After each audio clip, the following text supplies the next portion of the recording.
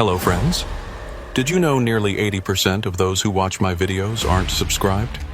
If you enjoy these stories, please hit that subscribe button and leave a like. It really helps. Thank you for being here. By the way, where are you watching from? Let me know in the comments.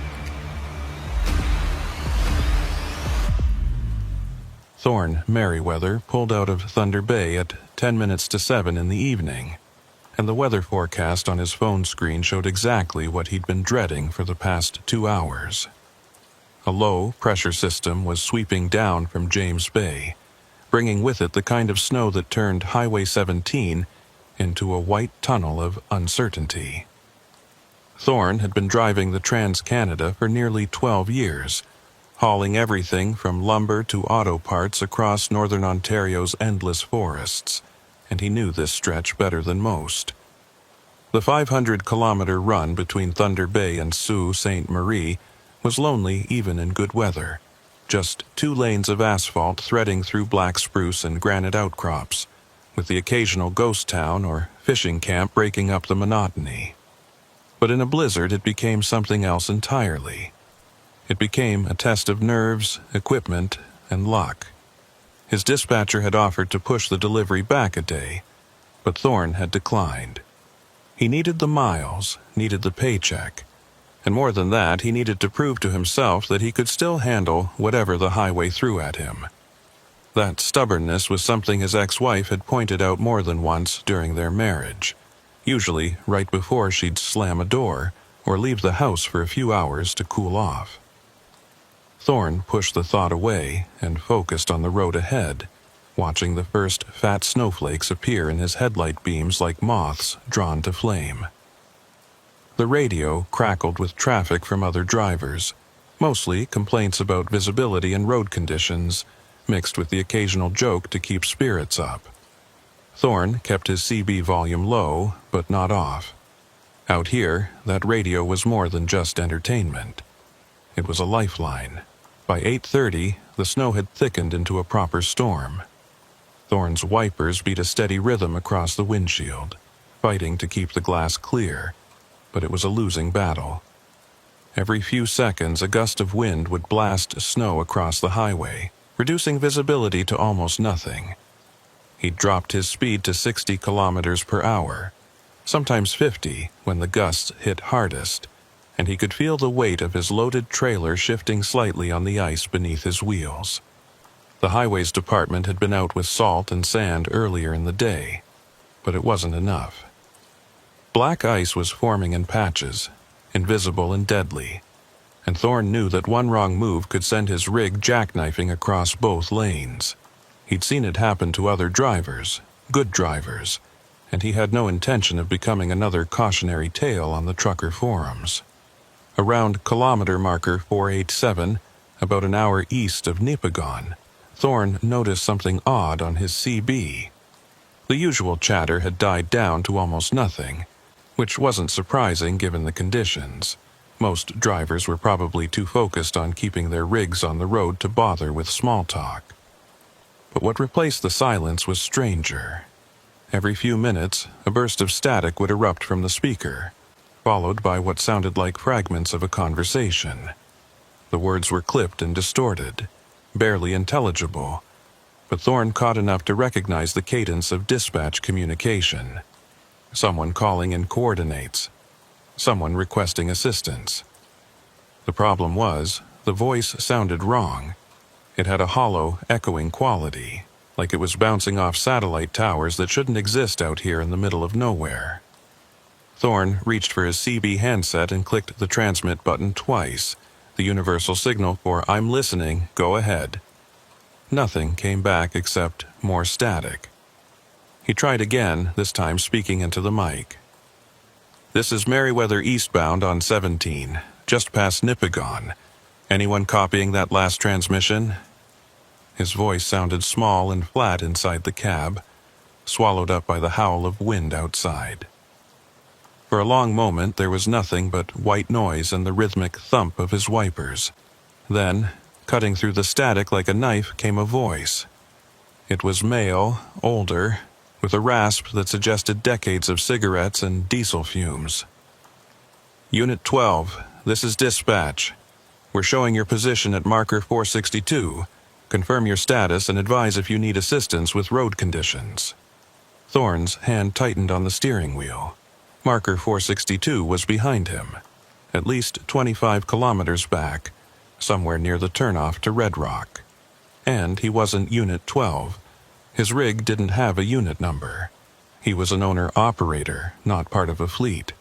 He keyed the mic again, slower this time, choosing his words carefully. Dispatch, this is an independent hauler. Call sign Merriweather. I'm not Unit 12, and I'm well past marker 462. You might have outdated GPS data. Silence stretched out for several seconds, long enough that Thorne started to think he'd imagined the whole thing. Then the voice came back, and this time there was an edge of urgency in it. Unit 12. We're showing you stationary at marker 462. Your transponder indicates you've been there for approximately 40 minutes. If you're experiencing mechanical failure or medical emergency, advise immediately. Thorne's mouth went dry. He glanced at his odometer, then at the kilometer marker post sliding past in the snow. He was definitely moving, definitely well beyond 462. Someone else must be stopped back there, someone using an old or repurposed CB channel. But the dispatcher's voice had specifically said Unit 12, and the way he kept insisting on that position felt less like confusion and more like certainty. The radio crackled again, and this time a different voice broke through. It was younger, tighter, with stress, and unmistakably frightened. Dispatch, this is Unit 12. I've got zero visibility here and my trailer's starting to slide. I need to know if there's a turnaround or pull-off ahead. I can't keep going like this. The voice paused, and Thorne heard the sound of labored breathing over the static. I'm at marker 462, just like you said. But I don't remember stopping. I don't remember... The transmission cut off abruptly, replaced by a high-pitched squeal that made Thorne wince and pull the handset away from his ear. When the noise finally died down, the silence that followed felt heavier than before, pressing in on the cab like a physical weight. Thorne's headlights caught something up ahead, a flash of orange and white stripes, the reflective surface of a road sign. He eased off the throttle and let his rig slow down naturally, not trusting his brakes on the ice. As he drew closer, the sign resolved into focus. Highway closure ahead, detour to Kumasi. Below it, a smaller sign with an arrow pointing right, toward what looked like a secondary road branching off into the forest. Thorne had driven this stretch dozens of times, and he couldn't recall ever seeing a detour here. The only roads that branched off 17 in this area were old logging routes, most of them unmaintained and impassable in winter. He grabbed his phone from the cup holder and pulled up his Maps app, but the screen showed nothing but a spinning wheel where the road data should be. No signal, not even one bar. Out here that wasn't unusual, but the timing felt wrong. The CB hissed again, and the older dispatcher's voice returned. Unit 12. Be advised that weather conditions are deteriorating rapidly. Highway 17 is now closed between markers 450 and 495 due to whiteout conditions and multiple vehicle incidents. All eastbound traffic is being diverted onto secondary routes. Follow detour signage and maintain radio contact. Thorne stared at the handset in his palm, his thumb hovering over the transmit button. The detour sign ahead was real. He could see it clearly through the snow, its reflective surface catching his headlights. But everything about this felt off. The voices on the radio, the specific mention of marker 462, the sudden appearance of detour signage on a stretch of road he knew by heart. He thought about pulling over, waiting out the storm in his cab with the engine running for heat. But the idea of sitting still on this highway in zero visibility made his skin crawl. If another truck came barreling through the whiteout, they'd never see him until it was too late. The detour arrow pointed right, into darkness and trees. Thorne eased his rig forward, watching the turnoff approach, and made a decision. He'd follow the detour for a few kilometers, see where it led, and if it looked too sketchy or unmaintained, he'd find a safe spot to turn around and come back. The alternative, pushing forward on a closed highway in blizzard conditions, was a guaranteed way to end up in a ditch or worse. He clicked on his turn signal out of habit, even though there was no one behind him to see it, and guided his truck onto the secondary road. The transition was immediate and jarring. The pavement gave way to gravel and hardpack, and the smooth hum of highway driving became a rougher, jostling ride. His headlights illuminated a narrow corridor of white, with snow-laden evergreens pressing in on both sides. The road surface was barely visible beneath the accumulating snow, and Thorne had to rely on the faint outline of tire tracks from whoever had passed this way before him. The CB erupted with static again, louder this time, and beneath the white noise Thorne thought he heard something else. Music, maybe, or voices layered over each other in a way that didn't quite make sense. He reached over and turned the volume down, but not off. Whatever was happening on that channel, he wanted to stay aware of it even if it was just equipment malfunction or atmospheric interference. The northern lights could do strange things to radio signals, he knew, and out here in the deep bush with a storm overhead, anything was possible. But the rational explanations felt thin and unconvincing, like trying to convince yourself that the shadow in your bedroom corner is just a coat rack when every instinct screams otherwise. 3 kilometers in, the road bent sharply to the left, following the contour of what Thorne guessed was a frozen lake or wetland. His trailer swung wide on the turn, and he felt the wheels lose traction for a heart-stopping moment before catching again. He let out a breath he didn't know he'd been holding and tightened his grip on the wheel. The tire tracks he'd been following were getting fainter now, filling in with fresh snow faster than seemed possible. Another few minutes and they'd be gone entirely, leaving him to navigate by instinct and hope. He thought about the voice on the radio, the one claiming to be stopped at marker 462, and wondered if that driver had made the same choice he had. Wondered if they'd followed the same detour signs into the same dark forest, and wondered what they'd found at the end of the road. The CB crackled one more time, and the young driver's voice came through again, clearer now, but no less frightened. "Dispatch, I've been on this detour for over an hour, and I haven't seen any signs telling me where to rejoin 17. My fuel's getting low, and I'm starting to think I've made a wrong turn somewhere. Can you confirm the route?" There was a pause, filled with static and the distant howl of wind. Then the dispatcher responded, his voice flat and emotionless.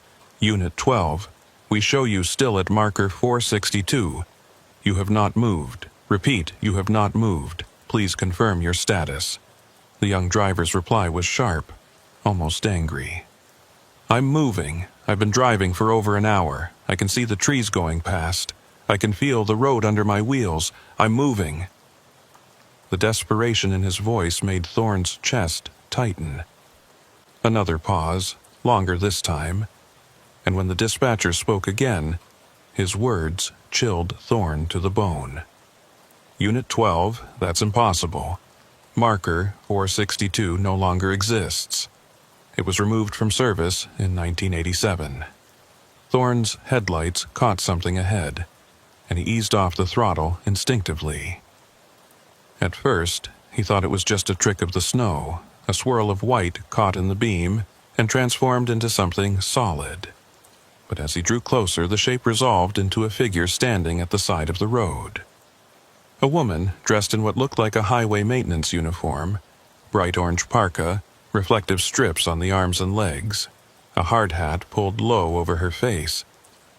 She was holding a stop sign on a long pole, the kind used by flaggers at construction sites, and she stood perfectly still despite the wind and snow battering everything around her. Thorne's instinct was to slow down, to roll down his window and ask if she needed help or if there was danger ahead. But something about the way she stood there, motionless and silent, made him hesitate. Her face was hidden in shadow beneath the brim of her hard hat, and the hand gripping the sign pole didn't move, didn't adjust to the weight or the wind. She looked less like a person and more like a mannequin, placed there by some unseen hand for purposes Thorne couldn't begin to guess at. He brought his rig to a crawl, close enough now to see details. The stop sign was old, its red paint faded and chipped, and the reflective strips on her uniform looked wrong, too dull, like they'd been left out in the sun for years. Thorne reached for his window control, then stopped. Every instinct he had was screaming at him not to open that window, not to engage with whatever this was. Instead, he kept his foot on the brake and stared at the figure, waiting for some sign of movement, some indication that she was aware of his presence. For several long seconds, nothing happened. The wind howled, the snow fell. The woman stood frozen in place, her stop sign held high like a warning or a threat. Then, slowly, almost imperceptibly, her head began to turn toward Thorne's cab. He didn't wait to see what was beneath that hard hat. He shifted into gear and pressed down on the accelerator, feeling his tires spin briefly on the snow before catching traction. The rig lurched forward, and Thorne fixed his eyes straight ahead, refusing to look in his side mirror, refusing to see if the figure was still standing there or if she was moving, following, coming closer. The CB crackled one final time as Thorne's truck picked up speed, the static now so loud it was almost painful. Through the noise, he heard the young driver's voice, fragmented and distorted. "I see lights ahead. I think, I'm almost back to the highway. Thank God. The transmission cut off with a sound like tearing metal, and then there was nothing but silence. Thorne's hands were shaking on the wheel, his breath coming in short, sharp gasps. He glanced at his dashboard clock and felt his stomach drop. It read 11:47 p.m. That couldn't be right. He'd left Thunder Bay at 7, and even accounting for the slow driving in the storm, he should barely be past 9:30 or 10 at the latest. But the clock insisted otherwise, its green digits glowing steadily in the darkness of the cab. 4 hours and 47 minutes had passed since he'd pulled onto Highway 17, and Thorne couldn't account for more than half of that time. Up ahead, the trees began to thin, and Thorne caught a glimpse of something that made his chest flood with relief. The orange glow of sodium vapor lights, the kind used to illuminate highway rest stops and service centers. He pressed harder on the accelerator, desperate to reach that light, to find other people and trucks and the blessed normalcy of a truck stop parking lot. The gravel road widened, smoothed out, and then suddenly he was back on pavement, real pavement, with painted lines and reflective markers. A sign flashed past on his right. "Welcome to Wawa, gateway to the north." Thorne's relief curdled into confusion. Wawa was at least 200 kilometers east of where he'd turned onto the detour. There was no way, no possible way, he'd covered that distance in the time that had passed. But the sign didn't lie, and as he guided his rig into the parking lot of a brightly lit Petro-Canada station, he saw other trucks lined up at the pumps, their drivers moving about in the cold like everything was perfectly normal. Thorne pulled into an empty spot, killed the engine, and sat in the sudden silence of his cab. His hands were still shaking. His mouth was dry. The CB radio sat quiet on its mount. No static, no voices, nothing but the soft crackle of dead air. He looked at his logbook, the physical one he kept for backup, even though everything was digital now, and opened it to today's page. The last entry he'd made was at 7:15 p.m., noting his departure from Thunder Bay. He should have made another entry by now, recording his stop at the detour or his arrival here in Wawa. But the page was blank after that first line, as if the past 4 hours had simply vanished. Thorne picked up a pen, held it over the paper, and tried to think of what to write. How do you log time that doesn't make sense? How do you explain a detour that covers 200 kilometers of highway when it should have been a simple bypass? He climbed out of his cab, his legs stiff and unsteady, and walked toward the station's convenience store. The cold hit him like a slap, and he pulled his jacket tighter around his chest. Inside, the bright fluorescent lights and the smell of coffee and hot dogs felt surreal after the darkness and isolation of the past few hours. A young clerk stood behind the counter, scrolling through her phone, and she looked up when Thorne approached. "Rough night out there," she said, nodding toward the windows where snow was still falling steadily. "You coming from the west?" Thorne nodded, not trusting his voice yet. The clerk continued, oblivious to his discomfort. "Highway 17's been closed since about 8:30. Multiple pileups near Nipigon. You must have gotten through just before they shut it down." Thorne found his voice, though it came out rougher than he intended. "I took a detour. Signs said the highway was closed, directed me onto a secondary road." The clerk frowned, her finger pausing on her phone screen. "A detour? I haven't heard anything about detours. The closure notice just said all traffic was being turned back at the way station." She tapped her phone a few times, pulling up what looked like a highway information app. "Yeah, see? No detours listed. They're just telling people to wait it out or find a hotel." Thorne felt the floor tilt slightly beneath his feet. He steadied himself against the counter and tried to keep his voice calm.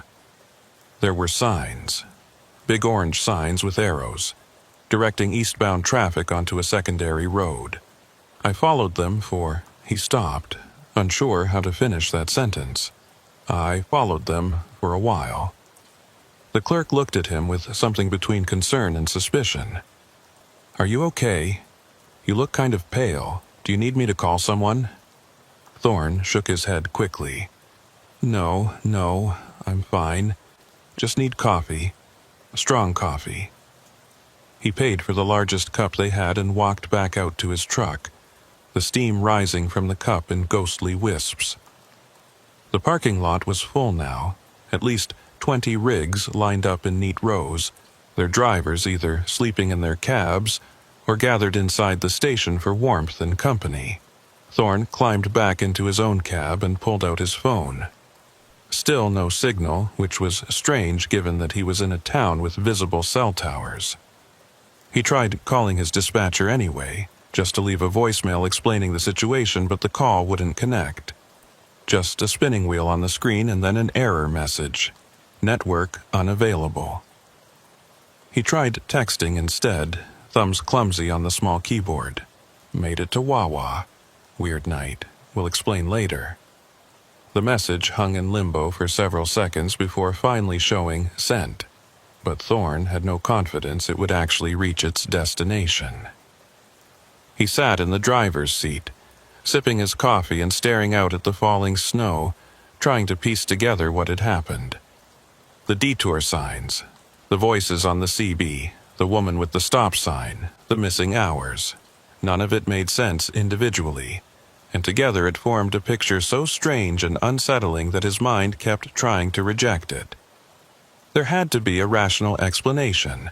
Equipment malfunction, atmospheric conditions playing tricks with radio signals, fatigue making him lose track of time. The problem was, none of those explanations felt adequate. They felt like excuses, like ways to avoid acknowledging the wrongness of what he'd experienced. Thorne thought about the young driver on the radio, the one who claimed to be moving but who dispatch insisted was stationary at a marker that no longer existed. He wondered if that driver had ever made it off Highway 17, or if he was still out there somewhere following a road that shouldn't exist, broadcasting on a frequency that no one could hear. The coffee was hot and bitter, and Thorne drank it quickly, letting it burn away the chill that had settled into his bones. He'd have to file a report with his insurance company, he realized, explaining the gap in his logbook and the impossible distance his truck had somehow covered. They'd probably flag it as suspicious, maybe even accuse him of falsifying records or running off book to avoid hours of service regulations. But what else could he do? Lie about where he'd been? Pretend the detour never happened? That felt worse somehow, like denying reality would give whatever he'd encountered more power, more validity. He finished the coffee and crushed the cup, tossing it into the plastic bag he kept for trash. Then he pulled out his logbook and pen, and after a long moment of hesitation he wrote, 11:47 p.m. Arrived Wawa via unscheduled detour. Details unclear. Vehicle and cargo secure. Outside, the snow continued to fall, blanketing the parking lot in white. Thorne reclined his seat and closed his eyes, but sleep wouldn't come. Every time he started to drift off, he'd jerk awake with the image of that woman in his mind, the highway maintenance worker with the stop sign, standing motionless in the storm. He'd see her face, or rather, the absence of her face, just shadow and darkness beneath the brim of that hard hat. And he'd hear the dispatcher's voice, flat and certain. Marker 462 no longer exists. It was removed from service in 1987. Thorne didn't know what that meant, didn't know if it meant anything at all. But he knew one thing with absolute certainty. He would never take that stretch of Highway 17 at night again. Not in a storm, not in clear weather, not for any amount of money. Some roads, he was beginning to realize, didn't follow the rules. Some roads went places that weren't on any map, and the drivers who followed them didn't always come back the same, if they came back at all. Thorne woke to the sound of diesel engines rumbling to life around him, and for a confused moment he didn't know where he was. The inside of his cab was cold, condensation frosting the edges of his windows, and pale morning light filtered through the snow-covered windshield. He sat up slowly, his neck stiff from sleeping at an awkward angle, and looked around the parking lot. Half the trucks that had been there last night were gone, their drivers having gotten an early start now that the storm had passed. The Petro-Canada station looked different in daylight. Smaller, less welcoming, just another roadside stop in a chain of identical stops stretching across the country. Thorne checked his phone and found he had signal again, 3 bars showing in the corner of the screen.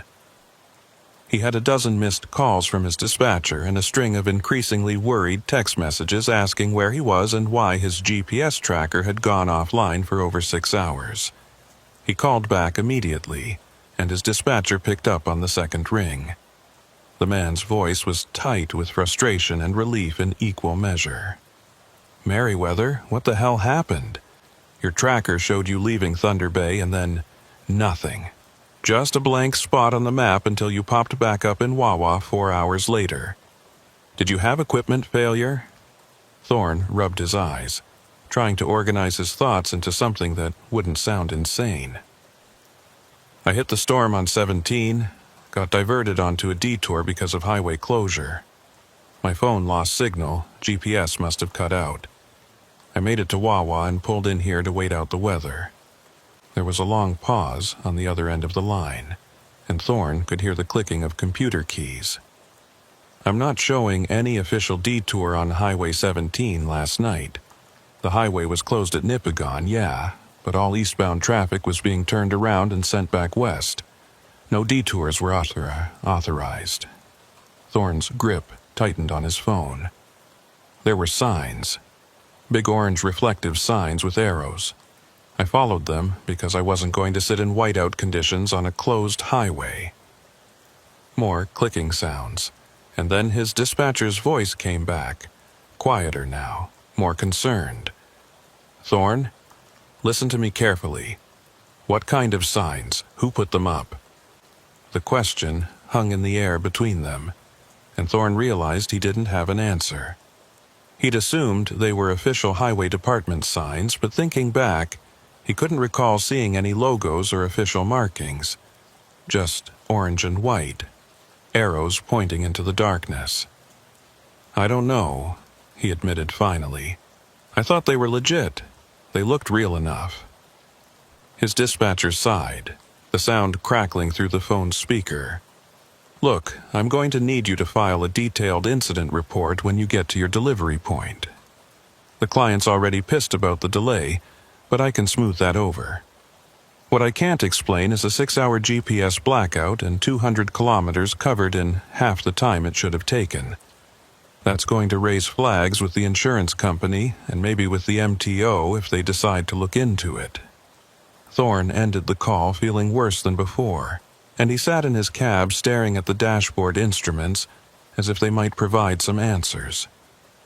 His tachograph, the digital device that recorded his driving hours, speeds, and distances, showed a strange gap in its data logs. According to the readout, he'd been driving continuously from 7:15 p.m. until 11:47 p.m., covering 237 kilometers at an average speed that shouldn't have been possible given the storm conditions. But the weird part was the fuel consumption data. His tank level showed almost exactly what it should have for the distance traveled, which meant his engine had been running, his wheels had been turning, and yet somehow he'd moved through space faster than the conditions should have allowed. Thorne pulled out his paper logbook again and flipped back through previous entries, looking for something, anything that might make sense of what had happened. His eyes landed on an entry from 3 weeks ago, a note he'd scribbled in the margins while waiting at a truck stop in Kenora. Talked to Oldtimer about Highway 17 ghost stories. Said there used to be a marker 462 near Red Rock, site of bad accident in the 80s. Marker removed after families complained. The memory came flooding back now. He'd been having coffee in a diner when an elderly trucker at the next table overheard him talking about his route and struck up a conversation. The old man had been driving Northern Ontario routes since the 1970s, back when the Trans-Canada was still being upgraded and expanded, and he'd told Thorne about a massive pile-up that had happened during a November blizzard in 1986. 7 vehicles involved, including 3 transport trucks, and the final death toll had been 14 people. The accident happened at a spot marked by kilometer post 462, and in the aftermath, families of the victims had petitioned to have the marker removed and renumbered. They didn't want a permanent reminder of where their loved ones had died, didn't want other drivers slowing down to gawk at the site. The highway department had complied, and marker 462 simply ceased to exist.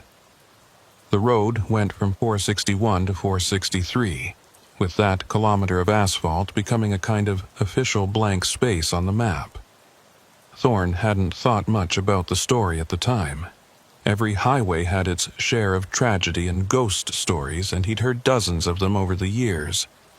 But now, remembering the voice on the CB radio insisting that Unit 12 was stopped at marker 462, the story took on a darker significance. He pulled out his phone and did a search for Highway 17 Accident 1986 Red Rock, and the results that came back made his stomach clench. There had indeed been a major accident, and the details matched what the old trucker had told him. But there was one additional piece of information that Thorne hadn't heard before. One of the trucks involved in the pileup had been hauling chemicals, and the impact had ruptured the tank, spilling its contents across the highway and into the surrounding forest. The chemical was never fully identified in the news reports, just described as hazardous industrial solvent, but the cleanup had taken weeks and required the highway to be closed for an extended period. Thorne scrolled through more search results and found a scanned newspaper article from 1987 discussing the marker removal and the memorial service held for the victims. At the bottom of the article was a list of names, and one of them made Thorne's blood run cold. Elgin Rousseau, 53, dispatcher for Northern Ontario Transport Services. Thorne stared at the name, trying to convince himself it was a coincidence, but his hands had started shaking again. The voice on the CB, The one that had been communicating with Unit 12 had sounded exactly like what Thorne would imagine a veteran dispatcher to sound like. Gravelly, authoritative, with that particular cadence that came from decades of radio communication. He thought about that voice saying, "Unit 12, we show you still at marker 462. You have not moved." And he thought about the younger voice responding in panic and confusion, insisting that he was moving, that he could see the trees going by.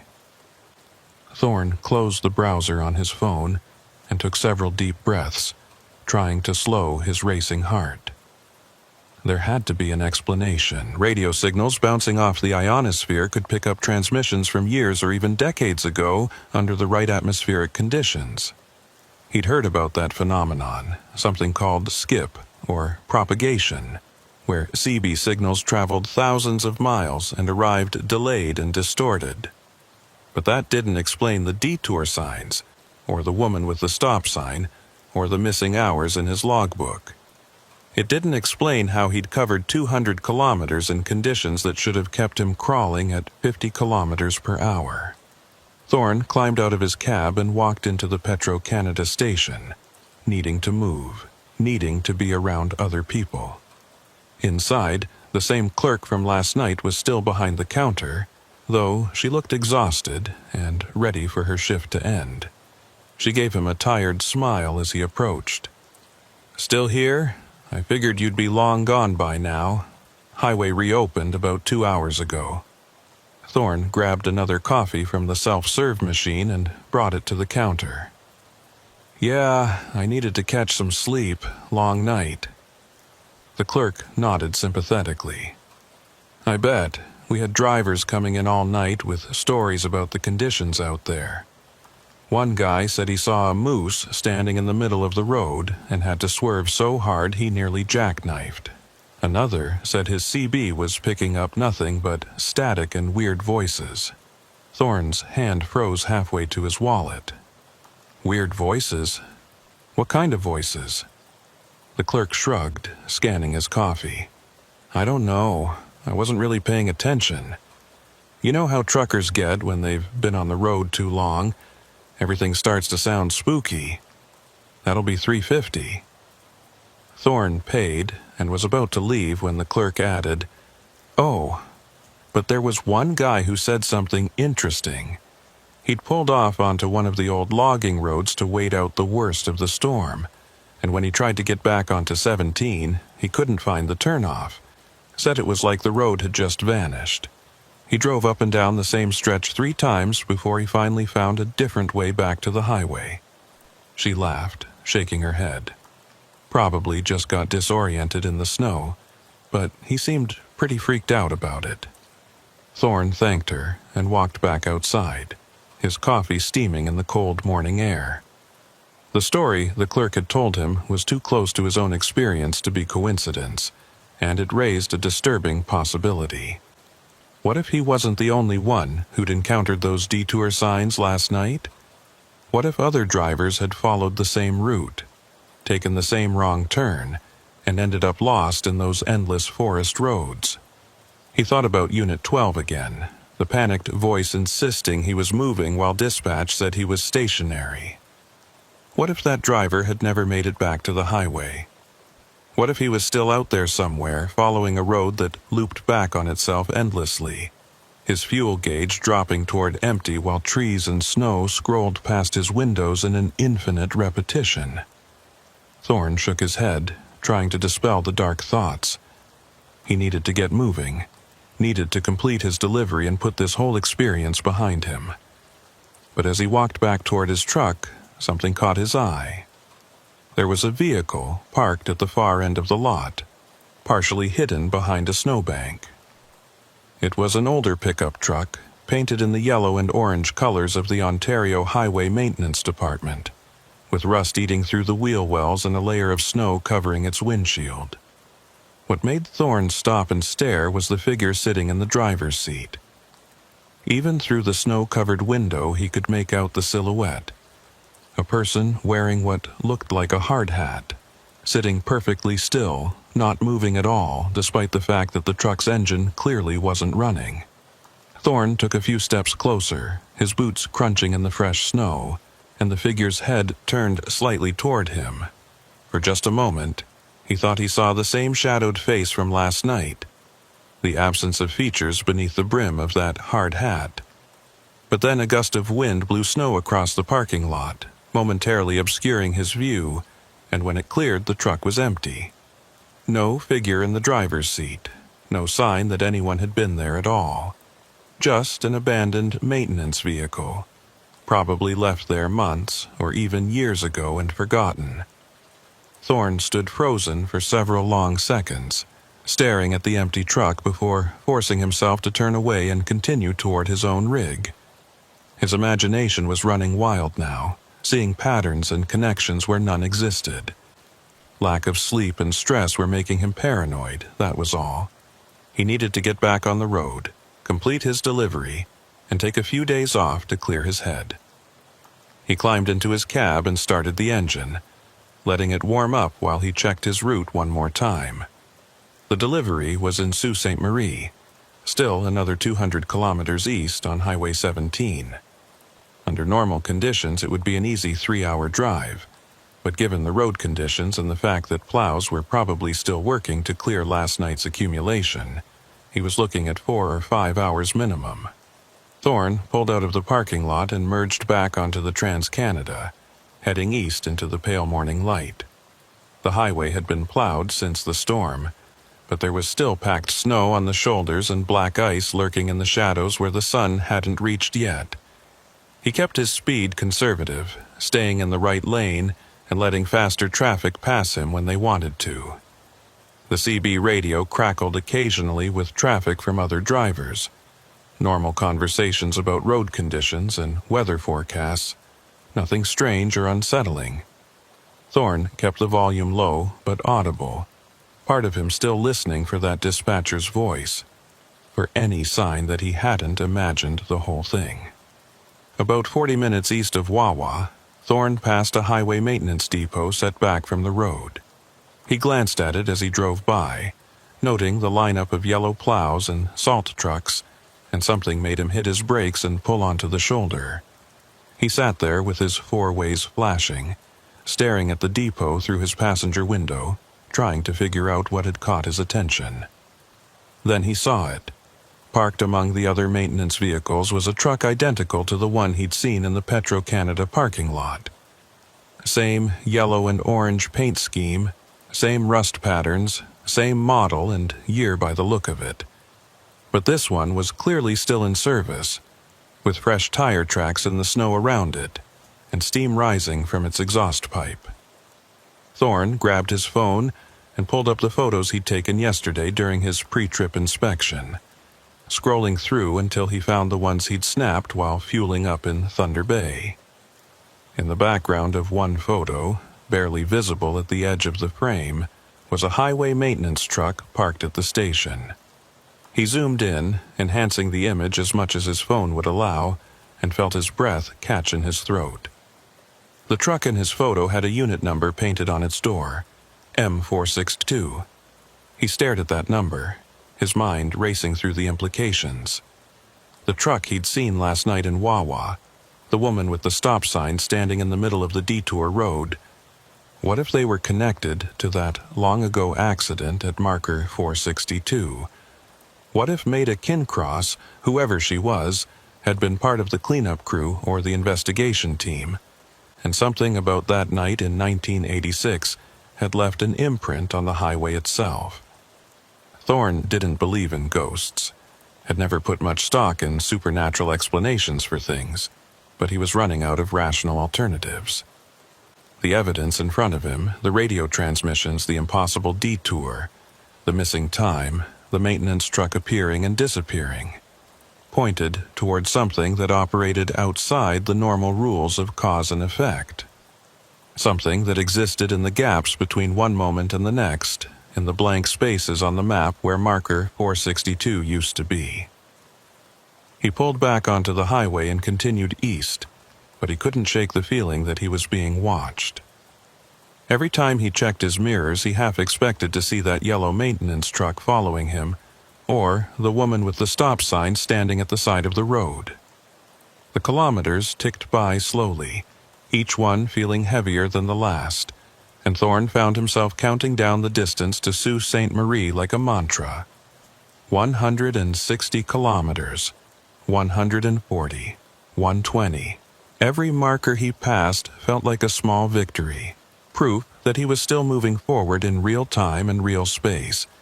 But the anxiety didn't ease, and by the time he finally saw the city limits sign for Sault Ste. Marie, his shoulders were tight with tension, and his hands ached from gripping the steering wheel too hard.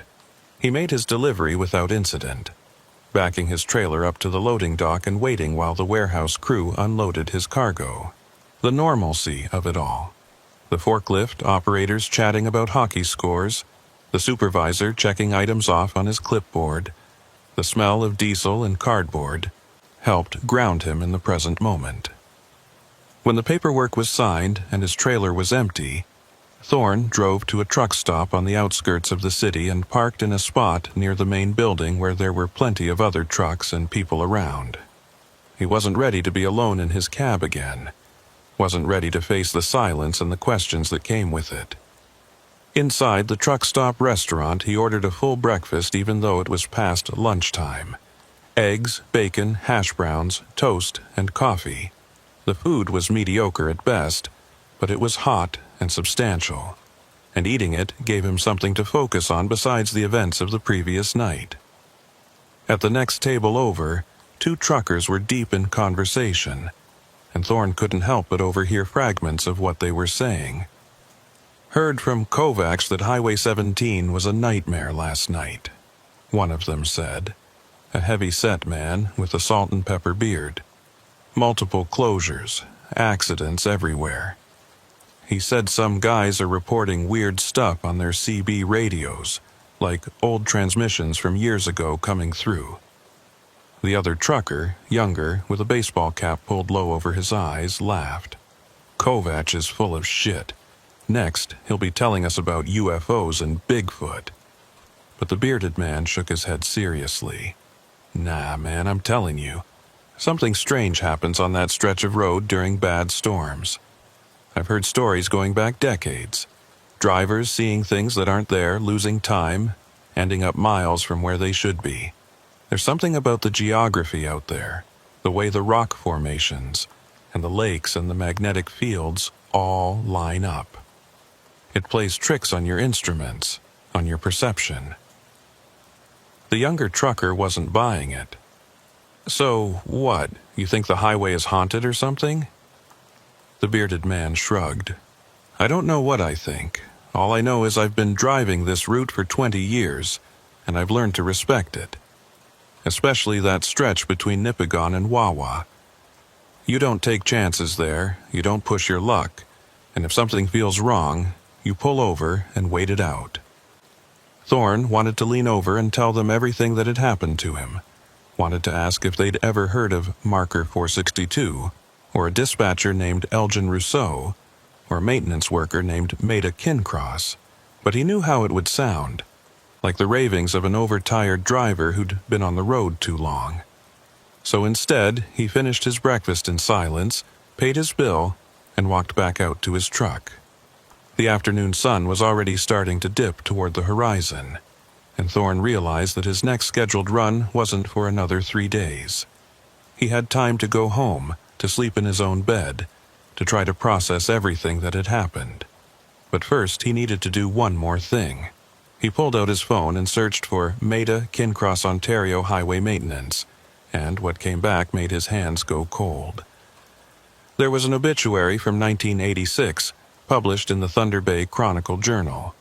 Maida Kincross, 41, highway maintenance supervisor, killed in the line of duty during a November blizzard while directing traffic around a major accident scene near Red Rock. The article described how she'd been standing at a detour point, guiding vehicles onto a temporary route when a transport truck lost control on the ice and struck her. She'd died instantly. The photo accompanying the obituary showed a woman in a highway maintenance uniform, hard hat on, holding a stop sign. Her face was partially obscured by the shadow of the hat's brim, but Thorne could see enough to know it was the same figure he'd seen last night on that dark detour road. The same stillness, the same posture, the same sense of waiting for something that would never come. Thorne sat in his truck with the engine idling, staring at that photo, and finally allowed himself to accept what he'd been trying to deny. Whatever had happened to him on Highway 17 last night hadn't been equipment malfunction or atmospheric interference or fatigue-induced hallucination. He'd driven through something else entirely, some echo of that terrible night in 1986 when 14 people died and the highway swallowed a piece of itself. He'd followed detour signs that Maida Kincross had put up 37 years ago, had driven on roads that shouldn't exist anymore, and had somehow emerged on the other side with nothing but missing time and questions that had no good answers. He put his truck in gear and headed for the highway on-ramp, pointing west toward home. The drive would take him back through the same stretch of Highway 17 where everything had gone wrong, but this time he'd do it in daylight. And this time he'd be ready for anything. Or so he told himself. As the kilometers unwound behind him and the sun sank lower in the sky, Thorne kept his eyes on the road ahead and his hand near the CB radio, listening for voices that shouldn't exist. And somewhere in the back of his mind, he couldn't stop thinking about Unit 12, about that young driver who'd insisted he was moving while dispatch said he was stationary at a marker that no longer existed. Thorne wondered if that driver had ever found his way out of the detour, or if he was still out there somewhere, trapped in an endless loop of snow and darkness, following signs that led nowhere. The thought made him press a little harder on the accelerator, eager to put miles between himself and whatever haunted that section of highway. But even as he drove, he knew he'd never really leave it behind. Some roads get into your head and stay there, and Highway 17 was now one of them. The westbound drive back through northern Ontario should have been routine, but Thorne found himself gripping the steering wheel tighter every time he approached a kilometer marker in the 450s and 460s. The afternoon sun cast long shadows across the highway, and the snowbanks on either side of the road looked like frozen waves, sculpted by the wind into shapes that seemed almost intentional. He'd left Sault Ste. Marie just after 2 in the afternoon, and the plan was to make it back to Thunder Bay by evening, stopping only for fuel and mandatory rest breaks. But as he drew closer to the stretch of highway where everything had gone wrong the night before, Thorne felt an almost physical resistance, like his truck was pushing against an invisible current. The rational part of his mind told him it was just the wind, just the residual effects of the storm, but his gut knew better. Something about this section of road had changed for him, and he wasn't sure he'd ever be able to drive it the same way again. Around kilometer marker 470, Thorne's CB radio crackled to life with normal traffic. A westbound driver asking about road conditions ahead, another responding that it was clear sailing all the way to Thunder Bay. Thorne listened without contributing, his thumb resting on the transmit button but never quite pressing it. He wasn't ready to engage with other drivers yet. Wasn't ready to pretend that everything was normal when his logbook still had that unexplained gap, and his tachograph data still showed impossible travel times. The company he contracted for had been understanding so far, but he knew questions would come eventually. Insurance companies didn't like mysteries, and neither did the Ministry of Transportation. Someone would want answers, and Thorne had nothing to give them except a story that sounded like it belonged on a late-night radio show about paranormal experiences. He could already imagine the skeptical looks, the suggestions that maybe he needed a mental health evaluation, the possibility that his commercial driver's license could be suspended pending investigation. He passed the exit for Wawa and felt a small surge of relief that he hadn't needed to stop there again. The town looked different in daylight, less threatening, more mundane, but Thorne couldn't shake the memory of that maintenance truck in the parking lot. the figure that had been there and then wasn't. He checked his mirrors compulsively now, scanning for yellow vehicles, for anyone who might be following him, and he knew the paranoia was getting worse rather than better. This was how accidents happened, he reminded himself. This was how good drivers ended up in ditches, or worse, because they were too distracted by their own thoughts to focus on the road. Thorne forced himself to take a deep breath and consciously relax his shoulders. He had another 150 kilometers to go before Thunder Bay, and he needed to keep his head clear for all of them. But even as he tried to center himself, his eyes kept drifting to the odometer, watching the numbers tick upward, counting down the distance to where he'd turned onto that detour the night before. At kilometer marker 487, Thorne slowed down without meaning to. This was where he'd seen the first detour sign, where he'd made the decision to leave Highway 17 and follow those orange arrows into the forest. In daylight, the spot looked completely ordinary, just a widening of the shoulder where the highway department probably stored gravel and salt in the summer months. There was no turnoff visible, no secondary road branching away into the trees, nothing to suggest that another route even existed. Thorne pulled onto the shoulder and put his truck in park, leaving the engine running while he climbed out to take a closer look. The cold hit him immediately, but he ignored it, walking along the edge of the pavement and staring into the tree line. The forest was dense here, black spruce and jack pine growing so close together that he couldn't see more than 20 or 30 feet into the shadows. Snow covered everything in a thick white blanket, pristine and undisturbed. No tire tracks, no sign that any vehicle had ever turned off the highway at this point.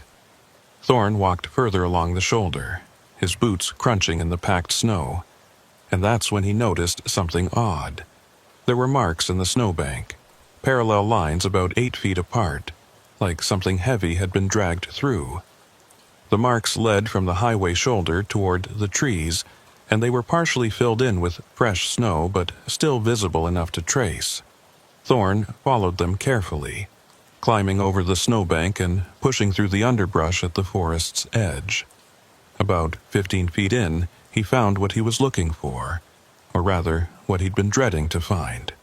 There was a road here, or at least there had been. The pavement was old and broken, barely visible beneath the snow and decades of organic debris, but it was definitely man-made. Thorne could see the faint outline of asphalt through gaps in the snow, and when he kicked away some of the accumulation with his boot, he revealed a painted line, faded yellow, the kind used to mark the center of a 2-lane road. This was where he'd turned last night. This was the detour he'd followed into darkness and lost time. He pulled out his phone and took several photos, documenting the hidden road and the marks in the snowbank. The photos looked innocuous enough on his phone's screen, just snow and trees and broken pavement. But Thorne knew what they represented. This was evidence that the detour had been real, that he hadn't imagined the whole thing. But it also raised more questions than it answered. If this road existed, why wasn't it on any map? Why had the clerk in Wawa insisted there were no authorized detours? And most importantly, where did this road actually go? Thorne considered walking further along the old pavement, following it deeper into the forest to see where it led. But something stopped him. The shadows under the trees seemed darker than they should be, even accounting for the thick canopy, and the silence was absolute. No bird calls, no wind rustling through branches, nothing but the distant sound of traffic on Highway 17 behind him. It felt wrong. Felt like trespassing in a place where he wasn't welcome, and Thorne's instincts screamed at him to get back to his truck and leave this place behind. He climbed back over the snowbank and returned to his rig, his hands shaking slightly as he pulled himself up into the cab. The warmth inside was a relief, but it did nothing to ease the chill that had settled into his bones. Thorne sat in the driver's seat for several long minutes, staring at the photos on his phone and trying to decide what to do with them. He could send them to his dispatcher, could file them with his incident report and let someone else figure out what they meant. But what if that led to more questions he couldn't answer? What if it led to investigations and interviews and eventually to losing his license because no one believed his story? The alternative was to delete the photos and say nothing, to pretend the detour had been a figment of storm-induced confusion, and to carry the weight of what he'd experienced alone. Neither option felt right. But Thorne wasn't sure he had the strength to fight for the truth when the truth itself was so slippery and strange. He pulled back onto the highway and continued west, but his mind kept returning to that hidden road and the question of where it went. According to his tachograph, he'd driven for over 4 hours on that detour, covering more than 200 kilometers at speeds that shouldn't have been possible on an old logging road in the middle of a blizzard. The math didn't work, the physics didn't work, and yet his truck's instruments insisted it had happened. Thorne thought about the maintenance worker he'd seen standing in the middle of the road, Maida Kincross in her orange parka and hard hat, holding that stop sign like a barrier between one world and another. He thought about the obituary he'd found, the description of how she'd died directing traffic around an accident scene. What if she was still doing that even now? What if some part of her remained at her post, still trying to save drivers from the same fate that had killed 14 people in 1986? The idea should have been comforting in a strange way, but instead it filled Thorne with a deep sadness. If his theory was right, then Maida Kincross had been trapped on that road for 37 years, reliving the same terrible night over and over, unable to rest or move on. About 20 kilometers past the hidden turnoff, Thorne's CB radio erupted with a burst of static so loud and sudden that he nearly swerved into the other lane. He reached over and turned down the volume, but the static continued, punctuated now by that same hollow voice he'd heard the night before. Unit 12, this is dispatch. Your transponder shows anomalous readings. Please confirm your current kilometer marker and direction of travel. Thorne's blood went cold. He grabbed the handset, almost dropping it in his haste, and keyed the transmit button.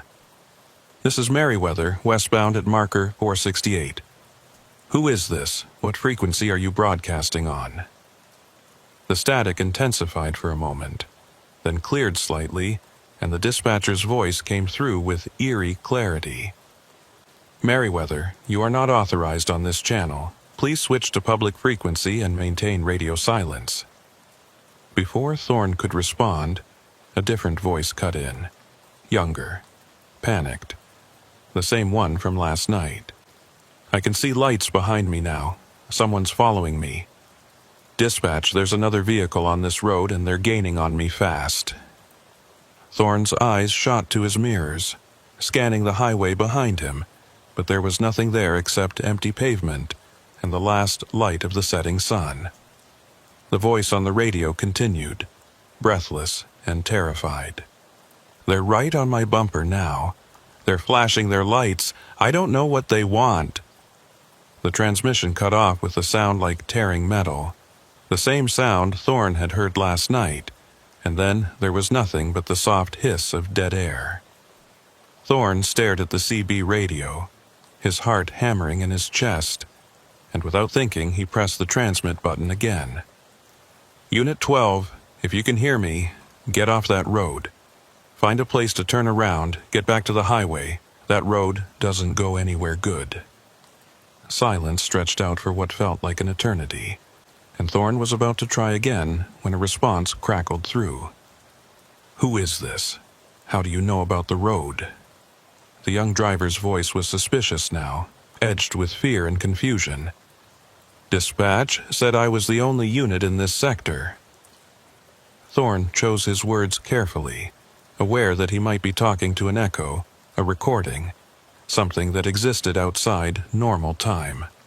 My name is Thorne Merriweather. I'm a trucker, same as you. I drove that same detour last night during the storm, and I made it out. You can too, but you need to turn around now. Another long pause, and when the voice came back it sounded younger than before, almost childlike in its vulnerability. "I don't know how to turn around. The road's too narrow, and there's something wrong with my instruments. My GPS is showing me in the middle of Lake Superior, and my odometer stopped working about an hour ago. I don't even know how much fuel I have left." Thorne's grip tightened on the handset. "Listen to me very carefully. Stop your truck wherever you are right now. Don't drive any further. Set your parking brake and turn on your four-ways. Can you do that?" He heard the sound of air brakes hissing through the static, then the young driver's voice again. "Okay, I'm stopped. Now what?" Thorne wasn't sure how to answer that question. He'd made it out of the detour, but he didn't know how or why. He'd just kept driving until the road deposited him back on Highway 17, hours and kilometers from where he should have been. But he couldn't tell this other driver to do the same thing, couldn't encourage him to keep going when the road itself might be the trap. "Stay where you are," Thorne said finally. "Stay in your cab, keep your engine running for heat, and wait. Someone will come for you." Even as he said it, he wasn't sure he believed it. Who would come? The highway department didn't know about that road. Dispatch couldn't track transponders that showed impossible locations. And if the young driver was actually calling from 1986, trapped in the same loop as Elgin Rousseau, and made a kin cross, then no help was coming. No help had ever come. The realization hit Thorne like a physical blow, and he pulled onto the shoulder again, unable to continue driving while his mind raced through the implications. He sat with the engine idling, staring at the CB radio and waiting for another transmission, but none came. The static had faded to background noise, and the frequency was quiet again, except for the occasional burst of normal trucker chatter. Thorne checked his phone and saw that it was approaching 5 in the evening. He'd been on the road for nearly 3 hours since leaving Sault Ste. Marie, and he still had over 100 kilometers to go before Thunder Bay. But he couldn't shake the feeling that he'd left something unfinished back there, that by driving away from that hidden turnoff he was abandoning the young driver to his fate. Thorne grabbed his logbook and flipped back through the pages, looking for the entry he'd made 3 weeks ago after talking to that old-timer in Kenora. The trucker's name had been... he couldn't remember, but there'd been a phone number scrawled in the margin, a contact for anyone who wants to hear more stories about Highway 17. Thorne found the number and dialed it, not knowing what he'd say but needing to talk to someone who might understand. The phone rang 4 times before an elderly man's voice answered, rough with age and cigarettes. "Yeah?" Thorne took a breath, organizing his thoughts. "My name is Thorne Merriweather. We talked a few weeks ago at a truck stop in Kenora. You told me about the accident at marker 462, about how the marker got removed." There was a long pause on the other end, and Thorne heard the sound of a door closing and footsteps on what sounded like a wooden floor. "I remember you," the old man said finally. "You're the one who was asking about the old routes. What's happened?" Thorne told him everything. The storm, the detour signs, the voices on the CB, finding the hidden road, hearing Unit 12's transmissions again today.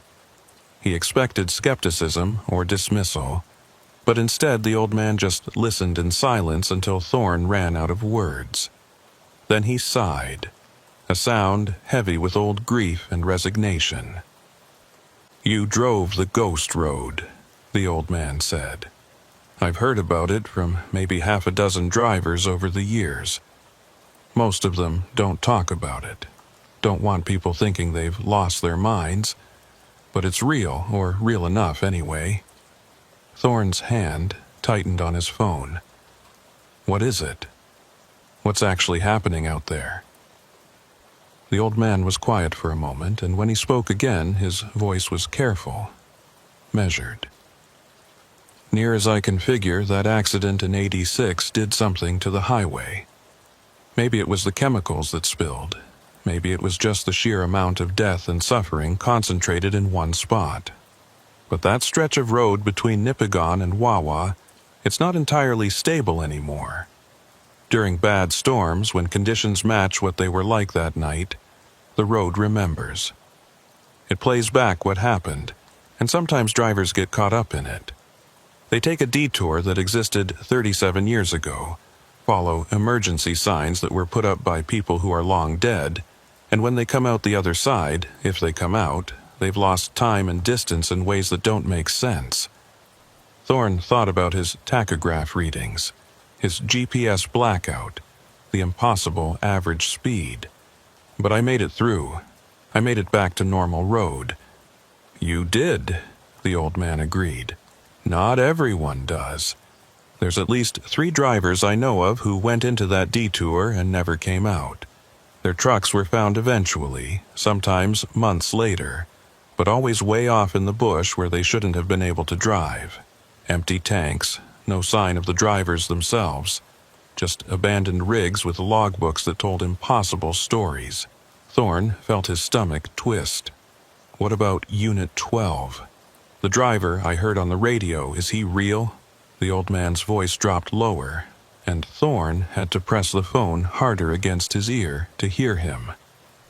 There was a driver named Paul Gagnon who disappeared during that storm in 1986. He was hauling electronics from Toronto to Thunder Bay, rookie driver on his first winter run. Last anyone heard from him was around 11 at night, calling in his position at marker 462 and saying visibility was 0. They found his truck 3 months later, about 40 kilometers north of the highway, buried in snow. Fuel tank was bone dry, but the odometer showed he'd driven over 500 kilometers after his last check-in. Impossible distance, impossible route. His body was never found.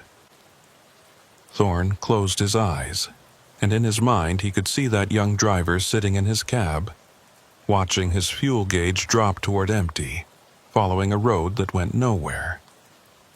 "Is he still out there?" he asked, though he already knew the answer. "Some part of him is," the old man said. "Same as Elgin Rousseau, same as Maida Kincross. They're stuck in that night, reliving it over and over. And when conditions are right, when another driver makes the same wrong turn, they try to help. Elgin tries to guide drivers back to the highway. Maida tries to warn them off the detour.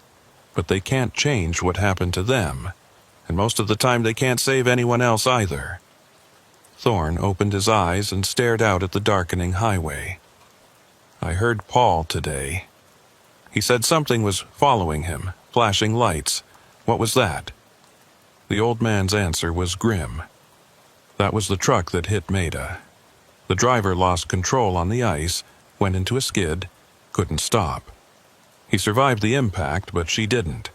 In the loop, the recording, whatever you want to call it, that truck is always there, always coming up behind anyone who's on that road. It's part of the pattern, part of what makes the whole thing repeat." Thorne felt a wave of helplessness wash over him. "Is there anything we can do? Any way to help them?" The old man was quiet for so long that Thorne thought he'd hung up. Then he spoke, and his voice was soft, with something like pity. "The only thing you can do is stay off that road. Don't drive Highway 17 in blizzard conditions, especially not at night.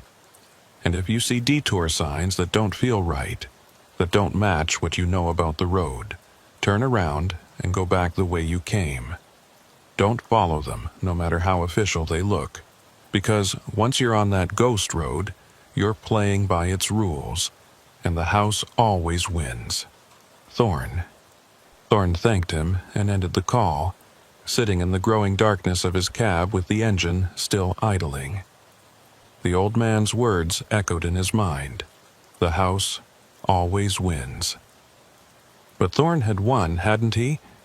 He'd driven the ghost road and come out the other side alive and intact, with nothing but missing time and unexplained readings to show for it. Unless that wasn't the end of it. unless the road wasn't done with him yet. He pulled up his tachograph data on the dashboard display and scrolled through the records from last night, looking for anything he might have missed. The gap in the data was still there, that 4-hour window where his truck had apparently been both moving and stationary, covering distance at speeds that violated physics. But as he examined the readout more closely, Thorne noticed something new. At the exact moment when his GPS had come back online and his truck's position had reappeared in Wawa, there was a notation he hadn't seen before. It was just a single line of text in the error log, printed in small font at the bottom of the screen. Geofence breach. Unauthorized zone entry detected. Location data corrupted. Thorne stared at that message, his mind racing. Geofencing was technology that created virtual boundaries and triggered alerts when a vehicle entered or left a defined area. His truck's GPS system had basic geofencing for border crossings and way station approaches, but he'd never seen it trigger an unauthorized zone alert before. He hadn't even known his system could generate that kind of message. He tapped the screen, trying to access more details about the error, but the system just displayed a loading icon that spun endlessly without resolving. After a minute of waiting, Thorne gave up and switched back to the main display. But the seed of an idea had been planted. What if his truck's GPS had detected something last night, some boundary or zone that shouldn't exist? What if the ghost road had a kind of digital signature that his instruments had picked up even when his conscious mind didn't understand what was happening? Thorne pulled out his phone and opened his trucking company's driver portal app. Every truck in the fleet had its movements tracked and recorded, and drivers could access their own data through the app for logbook verification and route planning. He navigated to last night's trip record and pulled up the map view, expecting to see the same blank space that his dispatcher had mentioned. Instead, what he saw made his breath catch. There was a route traced on the map, but it didn't follow Highway 17. Instead, it showed his truck veering off the main highway at marker 487 and following a thin gray line that wound north and east through areas marked as Crownland, no public access. The gray line meandered through the digital forest for what looked like hundreds of kilometers, twisting and turning in ways that no real road would, before finally reconnecting with Highway 17 at Wawa. Thorne zoomed in on the route, trying to see more detail, but the gray line stayed stubbornly vague, with no street name or route number attached to it. It was just there, a ghost in the mapping data, proof that his truck had traveled somewhere that officially didn't exist. He took screenshots of the map, saving them to his phone's memory, and then tried to zoom in further on the point where his route had left the highway. As the map expanded, more details appeared. A notation in small text that read, Historical Route 17A, decommissioned 1987, no maintenance. Thorne felt his pulse quicken. Route 17A. That was the detour he'd followed, the road that had deposited him in Wawa hours and kilometers from where he should have been. But if it was decommissioned in 1987, why did it still exist in his GPS data? Why could his truck navigate it successfully enough to record a complete route? He saved the screenshots and then opened his photo gallery, pulling up the images he'd taken earlier of the hidden road at marker 487. When he looked at them now, with the knowledge of what that road was, the photos took on a darker quality. The broken pavement, the faded yellow line, the marks in the snow that suggested recent passage, all of it pointed to a road that existed in multiple states at once. Physically present, but officially absent, decommissioned, but still navigable. Dead, but not yet buried. Thorne thought about Paul Gagnon driving that road in 1986, following what he thought was a legitimate detour around an accident scene, and ending up 40 kilometers off course with an empty tank and no way home. He thought about the other drivers the old man had mentioned, The ones who'd vanished into the bush and left nothing behind but abandoned trucks and impossible logbook entries. And he thought about himself, about how close he'd come to joining them. The only thing that had saved him was dumb luck, or maybe divine intervention, being able to keep his truck moving forward until the loop spit him out. As darkness settled fully over the highway, Thorne made a decision. He would continue west to Thunder Bay tonight, but tomorrow he would go to the Ontario Provincial Police Detachment and file a formal report about what he'd experienced. He would show them the photos, the GPS data, the tachograph readings, everything. Let them think he was crazy if they wanted to. Let them suspend his license or mandate a psychological evaluation. It didn't matter anymore because keeping silent felt like being complicit in a trap that would catch other drivers. If there was even a chance that his testimony could prevent someone else from making that wrong turn, from following those detour signs into oblivion, then it was worth whatever consequences came his way. He pulled back onto Highway 17 and drove west into the gathering night, watching his mirrors more carefully than ever before. The kilometers passed slowly, each marker bringing him closer to the safety of Thunder Bay and further from the stretch of road where reality bent in ways it shouldn't. But even as distance accumulated behind him, Thorne couldn't shake the feeling that he was still connected to that place, still tied to the ghost road by invisible threads that would never fully break. His CB radio remained quiet for the rest of the drive. No static, no phantom voices, just the normal chatter of drivers discussing weather and traffic. But Thorne kept the volume up anyway, listening for any sign that Paul Gagnon or Elgin Rousseau or Maida Kincross might break through again. Some part of him hoped they would. Hoped he could hear confirmation that they were still out there, still trying to save others from their fate. But another part of him, the part that wanted to sleep soundly again and drive without fear, hoped for nothing but silence. The highway stretched ahead, reflective markers glowing in his headlights like a runway leading home, and Thorne followed them with the determination of a man who'd seen behind the curtain of normal reality and didn't much like what he'd found there. Tomorrow would bring questions and consequences, but tonight he just needed to make it home. Everything else could wait until morning. Thorne made it back to Thunder Bay just after 9 that evening, pulling into his usual parking spot at the storage yard where he kept his truck between runs. The familiar surroundings should have been comforting. The chain-link fence, the security lights casting orange pools on the gravel, the other trucks lined up in neat rows like sleeping giants.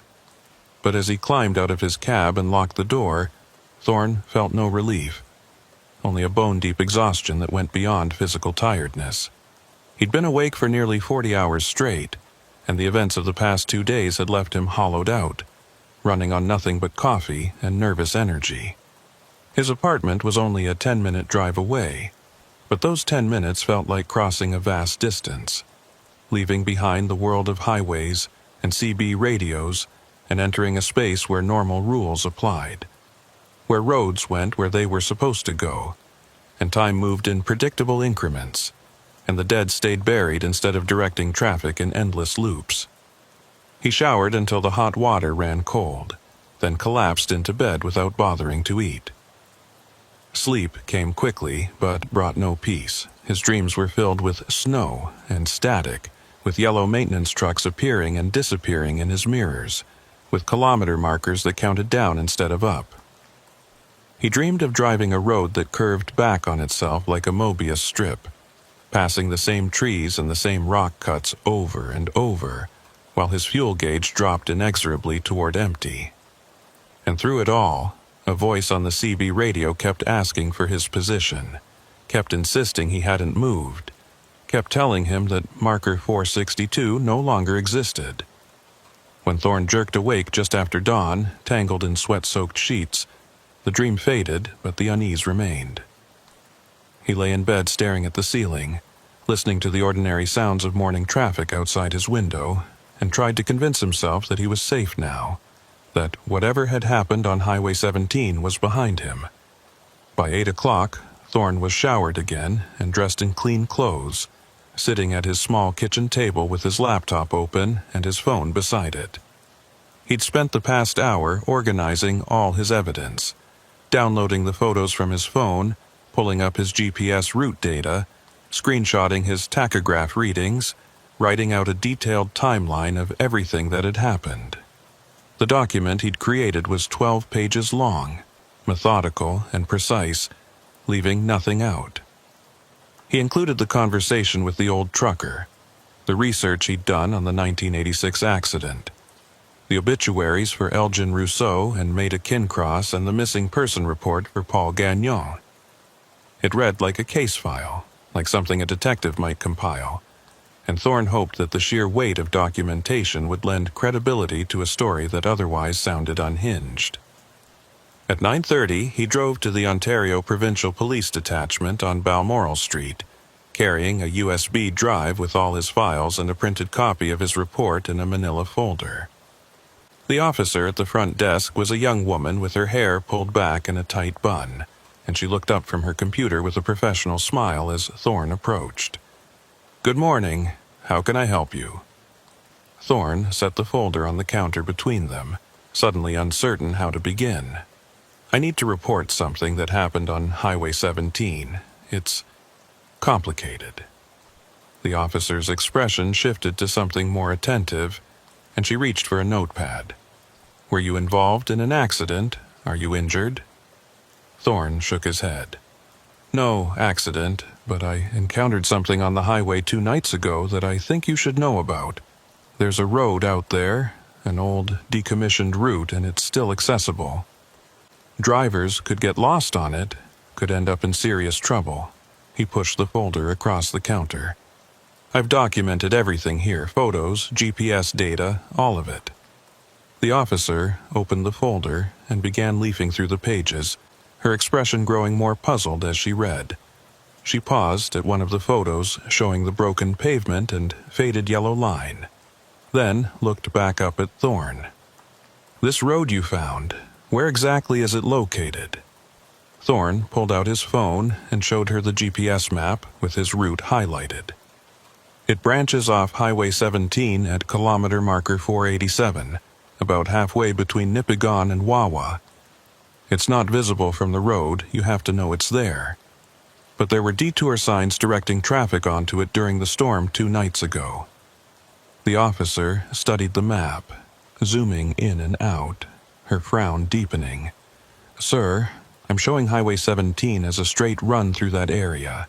There's no junction at marker 487, no secondary roads." Thorne had expected this response, but it still frustrated him. "That's because it's decommissioned. It shows up in my GPS data as Route 17A, abandoned in 1987. But it's still there, still passable. And during that storm there were signs directing eastbound traffic onto it." The officer set down his phone and closed the folder, and Thorne could see the shift in her demeanor, from professional attention to polite skepticism. "Mr. Merriweather, I understand you had a difficult drive during the storm. Visibility was extremely poor that night, and several drivers reported disorientation. It's possible you took a wrong turn onto a logging road or a maintenance access route and got temporarily confused about your location." Thorne felt his jaw tighten. "I'm not confused. I'm an experienced driver. I know Highway 17 like the back of my hand. And what I'm telling you is that there's something wrong with that stretch of road. People have gone missing there. Paul Gagnon in 1986, and probably others since then. If you look into the records..." The officer held up a hand, her expression sympathetic but firm. "Sir, I appreciate you coming in, and I'll make sure this report is filed. But without evidence of an actual crime or immediate danger, there's not much we can do. If you're concerned about road safety, you should contact the Ministry of Transportation. They handle highway maintenance and signage." She pulled a business card from a holder on the desk and handed it to Thorne. "That's their regional office number. They'll be able to address your concerns about decommissioned roads and improper signage. Thorne took the card, knowing this was as far as he was going to get with the police. What about the missing driver, Paul Gagnon? Can you at least check your records to confirm he disappeared in 1986? The officer's expression softened slightly. I can look into historical records, but that would have been before my time, and probably before digital records. If there was a missing person case from 1986, it would be in archived files. She wrote something on her notepad and tore off the sheet, handing it to Thorne. That's a case number for your report. If we find anything relevant, we'll contact you. But I have to be honest. If this person went missing nearly 40 years ago, the chances of new information surfacing are extremely slim. Thorne thanked her and left the detachment, feeling deflated and frustrated. He'd known it was a long shot, but some part of him had hoped for validation, for someone in authority to take his experience seriously and maybe even investigate.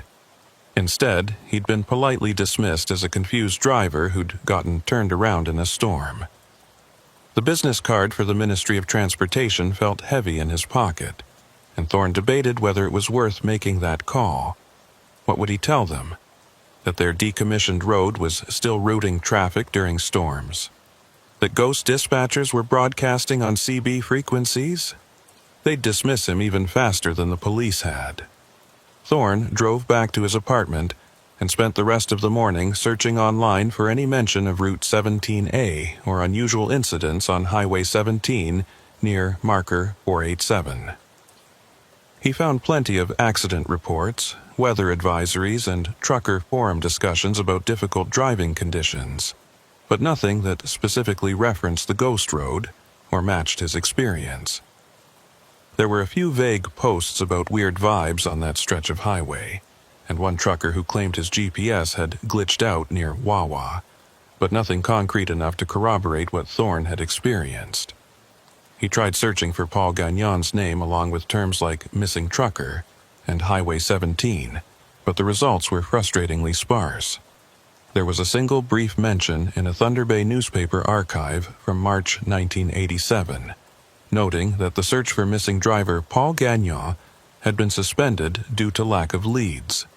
The article mentioned his abandoned truck being found north of the highway, but provided no details about the circumstances or the location. Around noon, Thorne's phone rang with a call from his dispatcher. He answered with a sense of dread, expecting more questions about his GPS blackout and impossible travel times. Instead, the dispatcher's voice was businesslike and focused on logistics. "Merriweather, I've got a load for you if you're available. Pick up in Thunder Bay tomorrow morning, delivery to Sault Ste. Marie by Friday evening. Standard run, should be straightforward." Thorne hesitated, his mind immediately going to the route.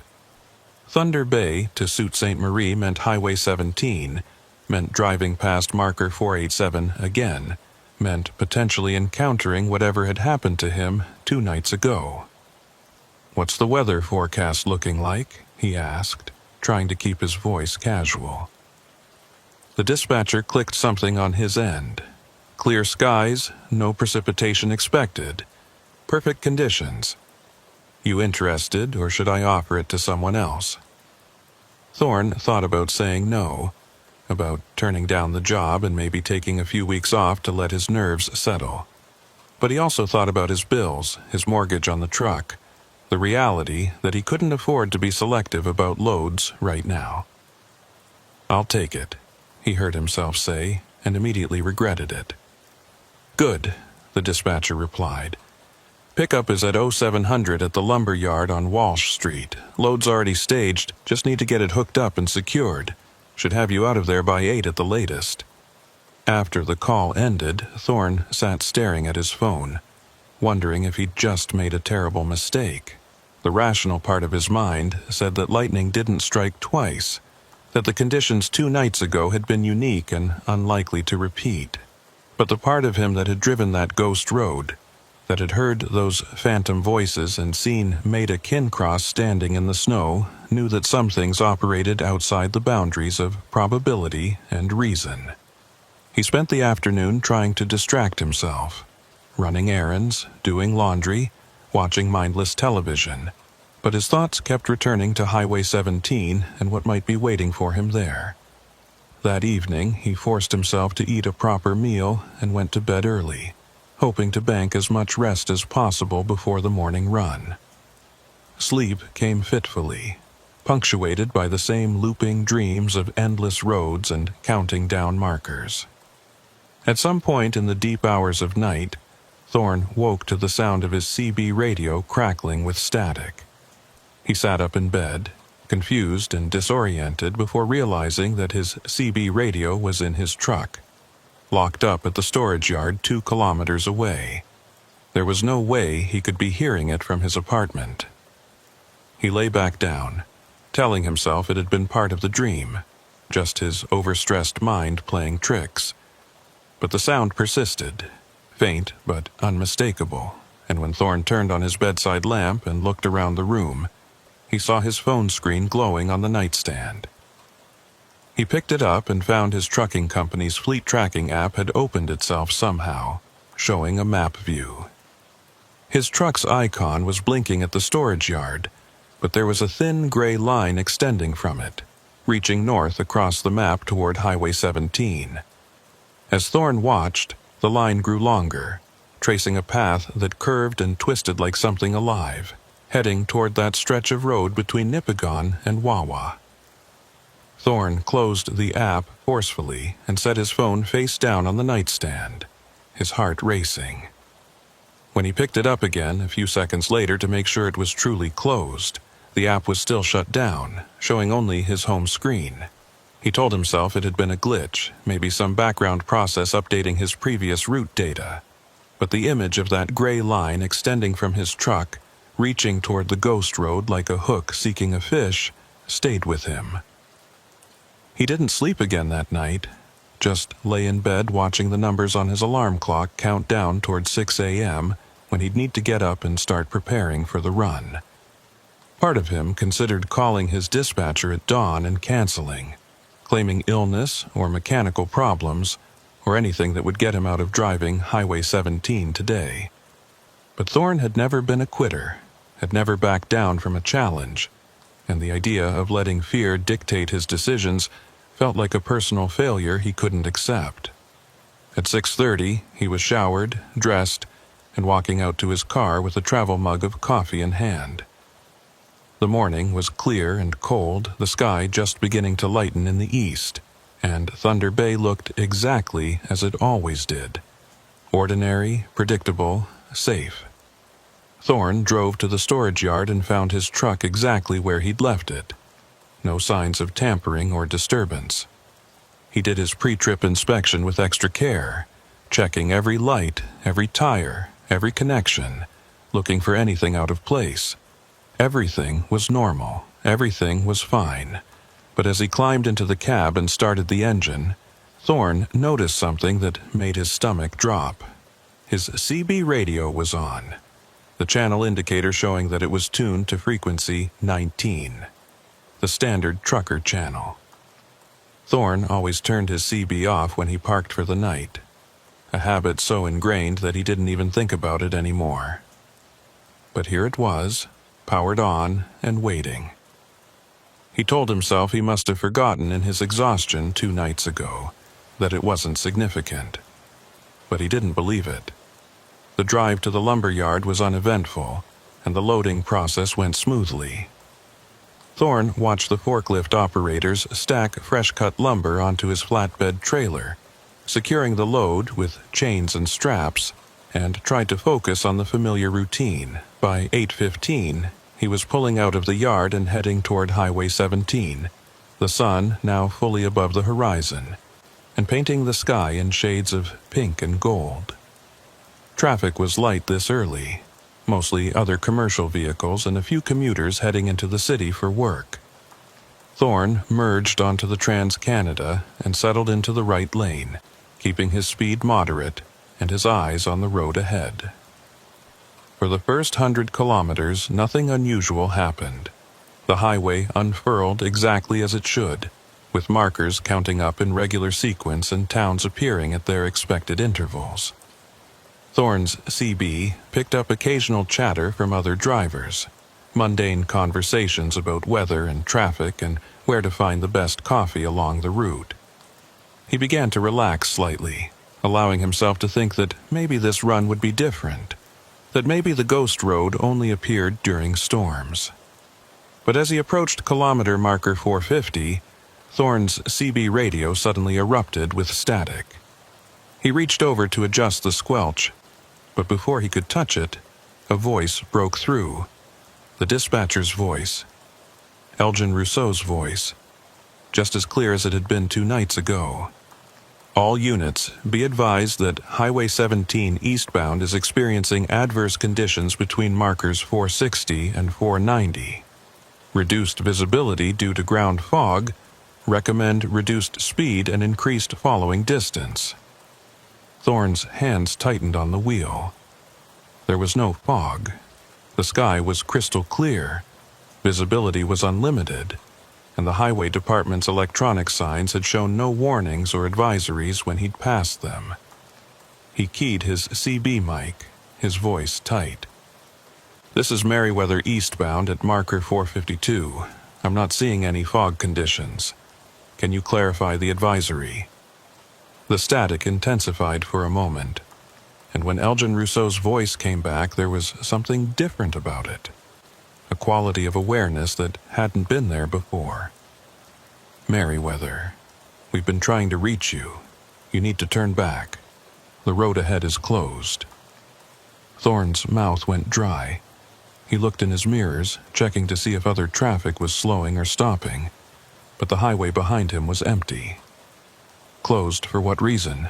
he asked, though he already suspected the answer. "Accident at marker 462, the dispatcher replied. "Multiple vehicles involved, hazardous materials spill. All eastbound traffic is being diverted. Follow detour signage when it appears." Thorne stared at the road ahead, his mind racing. Marker 462 didn't exist anymore. The accident that had happened there was 37 years in the past. But if the ghost road was active right now, in broad daylight under clear skies, then the rules he thought he understood were meaningless. He could see marker 460 approaching, and beyond it, the stretch of highway where he'd found the hidden turnoff yesterday. His foot eased off the accelerator instinctively, bringing his truck down to 60 kilometers per hour, then 50. Part of him wanted to ignore the voice, to keep driving straight through and prove that nothing supernatural could touch him in daylight. But a stronger part remembered the fear in Paul Gagnon's voice, remembered the empty maintenance truck and the figure of Maida Kincross standing in the snow. At marker 470, Thorne made a decision. He pulled onto the shoulder, set his parking brake, and turned off his engine. If the ghost road wanted him, it would have to work harder than this. He wasn't going to willingly drive into whatever trap it was setting.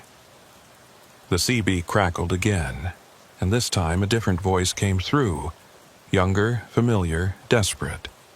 "Dispatch, this is Unit 12. I've been driving for hours and I can't find my way back to the highway. My fuel is almost gone. Please, I need help." Thorne grabbed his handset so hard his knuckles went white. "Paul, this is Merriweather. I can hear you. Where are you right now?" There was a pause, filled with the sound of wind and static. "I don't know. I'm on some kind of old road, all curves. Can't see more than 20 feet ahead. Trees on both sides, snow everywhere. I thought I was following a detour, but nothing looks right anymore." Thorne closed his eyes, trying to think. "Paul, listen to me carefully. You need to stop driving right now. Set your brakes and stay in your cab." "I can't stop." Paul's voice was rising toward panic. "Something's following me. I can see headlights in my mirrors, getting closer. If I stop, they'll catch me." Thorne felt a chill run down his spine. "What do you mean, catch you? Who's following you?" But instead of Paul's voice, Elgin Rousseau's dispatcher tone cut back in. Unit 12, maintain your current speed and direction. You're approaching a safe egress point at marker 462. Do not deviate from the route. Thorne's eyes snapped open. No. Paul, don't listen to him. There is no marker 462. There is no safe egress. He's leading you deeper in. Static filled the channel for several long seconds, and when Paul's voice returned, it was quieter, resigned. I'm sorry, I don't know who to believe anymore. I just want to go home. The transmission cut off, and despite Thorne's repeated attempts to raise Paul on the CB, there was no response. Just the soft hiss of empty air and the occasional burst of atmospheric interference. Thorne sat in his parked truck, staring at the highway ahead and the stretch of road that might or might not contain a portal to something that shouldn't exist. His rational mind told him to start his engine, continue his delivery, and forget about phantom voices from dead men. But his conscience wouldn't let him abandon Paul Gagnon, even if Paul had been dead for 37 years. Even if every attempt to help only drew Thorne deeper into a mystery that had already consumed too many lives. He thought about the old trucker's warning, stay off that road, and he thought about his own experience 2 nights ago, how he'd followed the detour and emerged with missing time and impossible distances. What if he could do it again, but this time with intention? What if he could find Paul on that ghost road and guide him out somehow? The idea was insane, reckless, probably suicidal. But it was also the only thing Thorne could think of that might make a difference. He reached for his phone and opened a voice memo app, then pressed record. My name is Thorne Merriweather. Today is Wednesday, November 13th, 2025, and I'm parked on Highway 17 at kilometer marker 470. I'm about to do something that probably makes no sense, but I need to document it in case I don't come back the way I'm supposed to. He paused, gathering his thoughts. 2 nights ago, I encountered what I believe is a temporal loop, or some kind of geographic anomaly on this highway.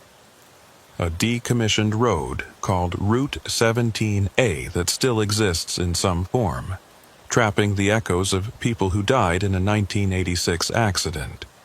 I've heard their voices on my CB, I've seen physical evidence of their presence, and I can't explain it with any rational framework. But I also can't ignore it. Thorne took a breath. If something happens to me, if my truck is found abandoned, or if I disappear, I need people to know that I've made this choice voluntarily. I'm going to attempt to drive Route 17A again, to find a driver named Paul Gagnon who went missing in 1986, and to see if there's any way to break the loop or help him escape. I don't know if it's possible. I don't even know if it makes sense. But I have to try. He ended the recording and emailed the file to himself, to his dispatcher, and to the OPP detective whose business card he still had. Then he started his engine and pulled back onto the highway, heading east toward marker 487 and whatever waited there. As he approached the spot where he'd found the hidden road, Thorne's CB came alive with multiple voices overlapping. Elgin Rousseau giving coordinates, Paul Gagnon calling for help. Other voices Thorne didn't recognize, all speaking at once, in a cacophony of distress and confusion. He slowed his truck to a crawl, scanning the shoulder for the orange detour signs he'd seen 2 nights ago. And there they were, appearing as if they'd been there all along. Big, reflective arrows pointing right into the trees, with text that read, "Temporary detour. Follow signs." Thorne's hands were shaking as he turned his wheel, feeling his truck leave the pavement of Highway 17 and crunch over the snowbank onto the broken asphalt of Route 17A. The transition was just as jarring as it had been before, from smooth highway to rough, uncertain surface, from open sky to shadowed corridor of trees. His headlights seemed dimmer here, as if the light itself was being absorbed by the forest, and the temperature inside his cab dropped noticeably despite the heater running at full blast. The road curved ahead into darkness that shouldn't exist in late morning, and Thorne followed it with his footlight on the accelerator, every sense on high alert. His odometer was climbing, his tachograph recording distance and time, but Thorne had no faith that either measurement would mean anything if he emerged. The CB continued to crackle with voices, and Thorne tried repeatedly to raise Paul, to establish clear communication, but the responses he got were fragmented and unclear. He drove for what felt like hours, but might have been minutes, past trees that all looked identical, over frost heaves and potholes that appeared without warning. His GPS showed no position data, just a blank screen with a loading icon. His phone had no signal. He was completely isolated, suspended in a space that existed between one moment and the next, 1 mile and the next, with no guarantee that the rules he'd relied on his entire life still applied. And then, ahead in the murk and shadow, Thorne saw something that made him hit his brakes. A truck parked at the side of the road with its 4 ways blinking weakly. The design was old, maybe 1980s vintage, with a squared-off cab and faded paint that might have once been blue. Thorne pulled up behind it and set his own parking brake, his heart hammering in his chest. He grabbed a flashlight from his door pocket and climbed out into air so cold it burned his lungs. The silence was absolute. No wind, no bird calls, no sound of his own truck's engine even though he'd left it running. Thorne approached the parked truck cautiously, playing his flashlight beam over its exterior. The license plate was dated 1986, and the name painted on the door read Northern Ontario Transport Services. Thorne's breath caught. This was Paul Gagnon's truck. This was where he'd stopped, where he'd run out of fuel or hope or both, and where he'd somehow ceased to exist in any meaningful way. Thorne moved to the driver's side and shined his light through the window. The cab was empty, but there were signs of recent occupation. A coffee thermos on the dash, a logbook open on the passenger seat, a jacket draped over the steering wheel. Thorne tried the door handle and found it unlocked. He climbed up into the cab, moving carefully, feeling like he was disturbing a shrine or a crime scene. The logbook was filled with entries in neat handwriting, the last one dated November 22nd, 1986. 22:30 hours, following detour around accident scene, visibility 0, fuel at quarter tank, will update at next marker. There were no further entries after that line, just blank pages waiting for updates that never came. Thorne picked up the jacket and found a wallet in the inside pocket. He opened it and saw a driver's license with a photo of a young man, maybe 25 years old, with dark hair and an uncertain smile. Paul Gagnon, the license read. Date of birth, April 3rd, 1961. Thorne stood in that silent cab holding the wallet of a man who'd been missing for 37 years, and the weight of it was almost too much to bear. He'd been right. The ghost road was real. The loop was real. And Paul Gagnon had been trapped here for longer than Thorne had been alive. But where was Paul now? If his truck was here, empty and abandoned, where had the man himself gone? Thorne climbed back down and walked around the vehicle, shining his flashlight on the ground. There were footprints in the snow, old ones that looked like they'd been there for decades, leading away from the truck and deeper into the forest. Against every instinct of self-preservation, Thorne followed them. The prints led about 50 feet into the trees before stopping at a spot where the snow was disturbed and churned up, as if someone had paced back and forth there for a long time. And beyond that spot, nothing.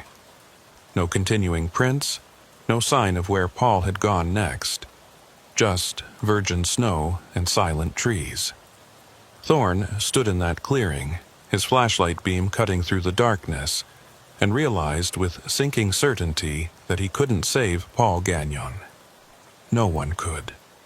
Whatever had happened to him was beyond rescue, beyond help. beyond any normal concept of death or disappearance. Paul existed now only as an echo, a voice on a CB radio calling out to other drivers who might make the same wrong turn. Thorne walked back to his own truck, climbed into the cab and sat with his hands on the wheel, trying to decide what to do next. He could continue forward, could see where this road led, could maybe find Maida Kincross and Elgin Rousseau and all the others who were caught in this loop. Or he could try to turn around, to retrace his path back to Highway 17 and normal reality. The CB crackled one final time, and Paul's voice came through, clearer than before. Whoever you are, thank you for trying. But you need to leave now. This place doesn't let go easily, and the longer you stay, the harder it gets to find your way out. Go. Please. Thorne grabbed his mic. Paul, I found your truck. I found your wallet. I'll make sure your family knows. But static swallowed the rest of his words. And when it cleared, the channel was dead silent. Thorne put his truck in reverse and began backing up, using his mirrors to follow the road in the direction he'd come. The backing continued for longer than seemed possible. 5 minutes, 10, 15, and his rear tires never seemed to reach the point where he'd turned off Highway 17. Panic started to creep in. The realization that maybe Paul was right. Maybe the road didn't want to let him leave. Thorne stopped backing up and pulled forward again, this time driving faster, following the curves with reckless abandon, not caring anymore about the condition of the road or the darkness or anything except getting out. And then, without warning or transition, he was back. Highway 17 stretched ahead in full daylight, real and solid and blessedly normal. Thorne's GPS flickered to life, showing his position at kilometer marker 520, 33 kilometers past where he'd turned onto Route 17A. His phone suddenly had the signal again, messages and notifications flooding in all at once. And his dashboard clock showed 3:47 p.m. Nearly 6 hours had passed since he'd pulled onto the shoulder at marker 470. Thorne pulled into the first rest stop he could find and just sat there, shaking and trying to process what had happened. His tachograph showed him driving continuously for the past 6 hours, covering the distance from marker 470 to 520 multiple times over, his route traced as impossible loops and switchbacks. His fuel gauge had dropped by over a quarter tank despite the relatively short distance covered on the highway, and when he checked his mirrors, he saw gray road dust covering his trailer and cab, dust that shouldn't be there after driving on modern paved highway. Thorne grabbed his phone and opened the voice memo app, hitting record with trembling fingers. Addendum to my previous recording. I drove Route 17A again. I found Paul Gagnon's truck, empty, abandoned. Found his wallet, his logbook, his last entry from 1986. I couldn't save him. I couldn't help him. He told me to leave, and I did, but I don't know if I actually got out or if I'm still in there somehow. I don't know what's real anymore. The road took 6 hours of my time, a quarter tank of fuel, and I have nothing to show for it except more questions. He ended the recording and sat in silence, listening to the normal sounds of the rest stop, cars coming and going, families talking, the distant beep of a truck backing up. All of it felt surreal, like a movie playing on a screen rather than actual reality. Thorne eventually started his engine and continued to Sault Ste. Marie, completed his delivery, and drove back to Thunder Bay in a state of numb autopilot. When he finally made it home 3 days later, he found an email from the OPP detective he'd sent his voice memos to. The message was brief and professionally polite. Mr. Merriweather, thank you for your report. After reviewing your documentation and the information provided, we have no evidence of criminal activity or public safety concerns that would warrant further investigation. The route anomaly you described appears to be related to GPS mapping errors. We recommend you report these technical issues to your fleet management company. Case closed. No mention of Paul Gagnon, no acknowledgement of the historical accident, no recognition that Thorne had documented something genuinely inexplicable. Thorne never took another load that required him to drive Highway 17 between Nipigon and Wawa. He requested route changes, accepted longer trips that went around the area, and when asked why, he simply said he preferred other routes. His company noted it in his file, but didn't push the issue. Other drivers continued to haul that stretch of highway without incident, and life went on as it always had. But sometimes, late at night when Thorne couldn't sleep, he'd turn on his old CB radio at home and scan through channels, listening for voices that shouldn't exist. And once, about 3 months after his experience on Route 17A, he heard it. Elgin Rousseau calling out coordinates, Paul Gagnon responding in panic, the whole sequence playing out exactly as it had before. Thorne listened until the transmission ended, then turned off his radio and sat in the dark, knowing that somewhere out there in the endless snow and shadow, the loop continued.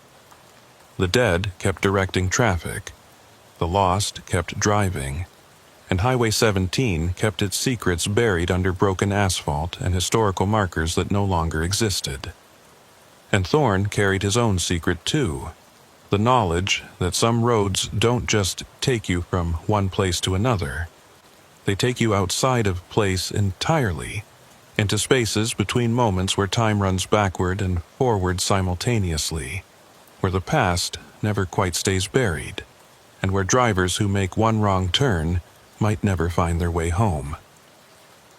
Years later, when Thorne finally retired from trucking, he wrote everything down in a private journal that he kept in a locked drawer. He titled it The Ghost Road, A True Account, and included every detail he could remember, every piece of evidence he'd collected, every voice he'd heard on those dark broadcasts. He never published it, never showed it to anyone, but he kept it as insurance against forgetting, against convincing himself that it had all been stress or hallucination or some elaborate malfunction of his equipment and mind. Because Thorne knew, with the certainty that comes from lived experience rather than belief, that Route 17A was still out there, still waiting in the margins of Highway 17 for the right conditions and the wrong driver. And he knew that Paul Gagnon and all the others who'd been swallowed by that road were still trapped in their endless loop, still calling for help that would never come, still driving toward a destination that didn't exist. And sometimes, on nights when the snow fell heavy and the wind howled across northern Ontario, Thorne would wake from dreams of endless curves and counting down markers, and he'd check his phone to make sure his GPS wasn't showing gray lines reaching out toward that haunted stretch of highway. Most nights it didn't, but some nights it did, and on those nights Thorne wouldn't sleep again until sunrise, keeping watch against a road that refused to stay buried.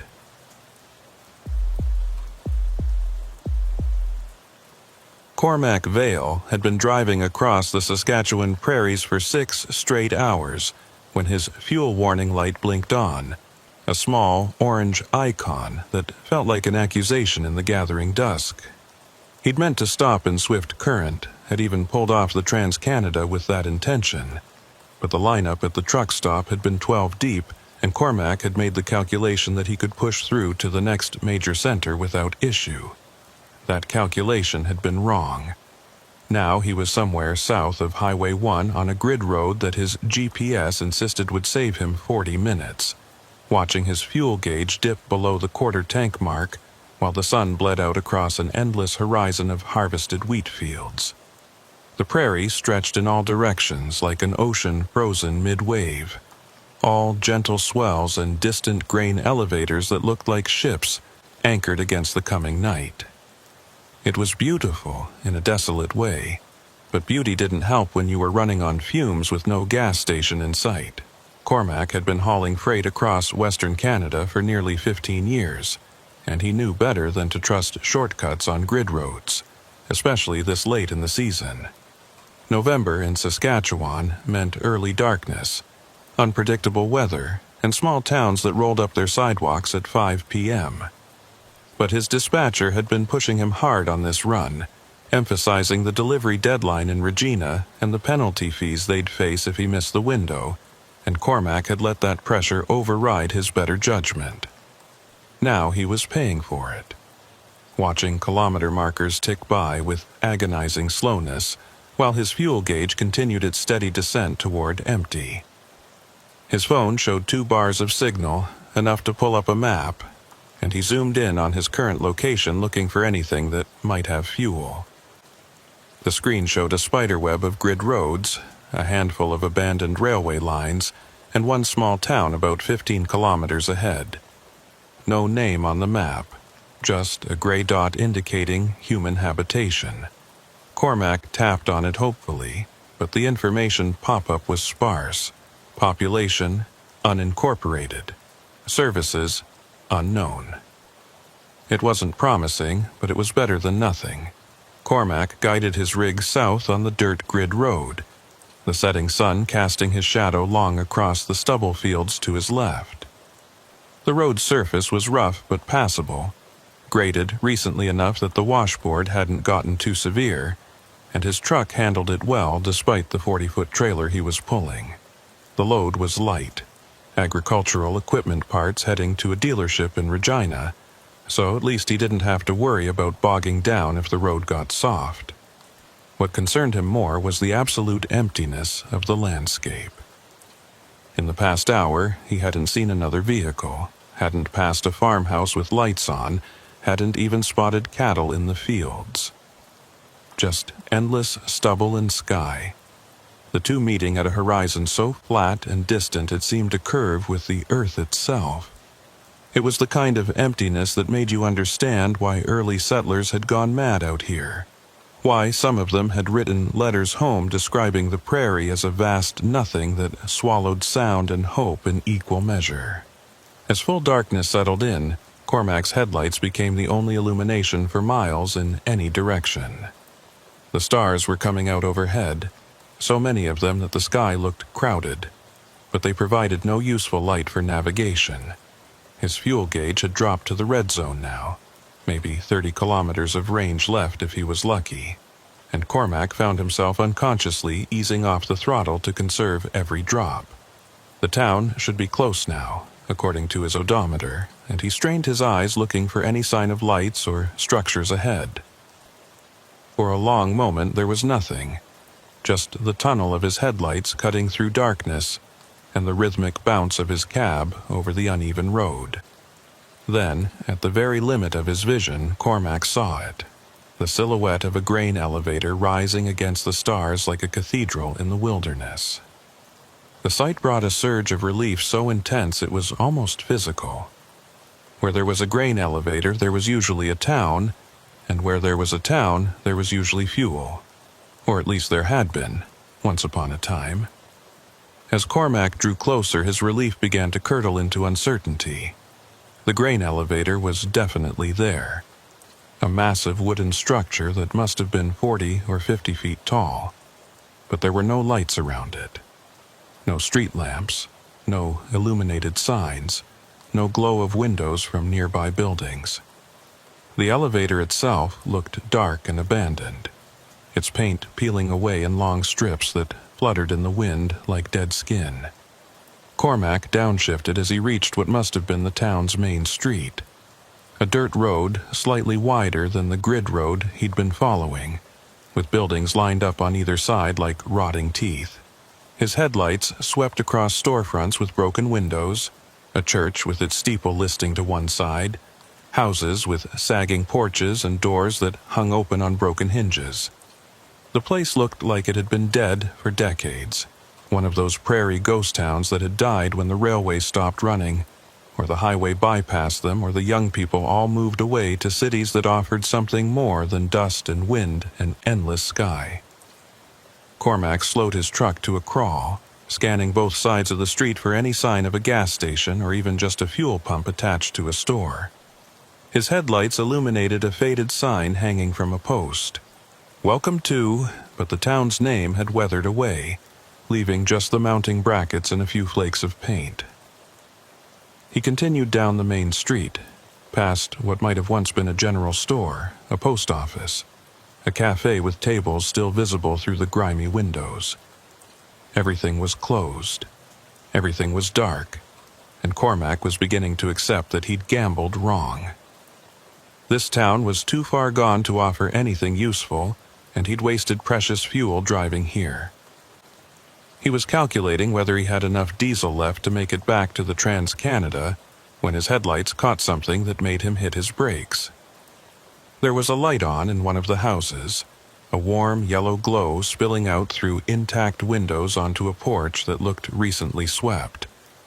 Smoke was rising from the chimney, visible as a darker column against the night sky, and there was a pickup truck parked in the driveway that looked like it had been driven recently.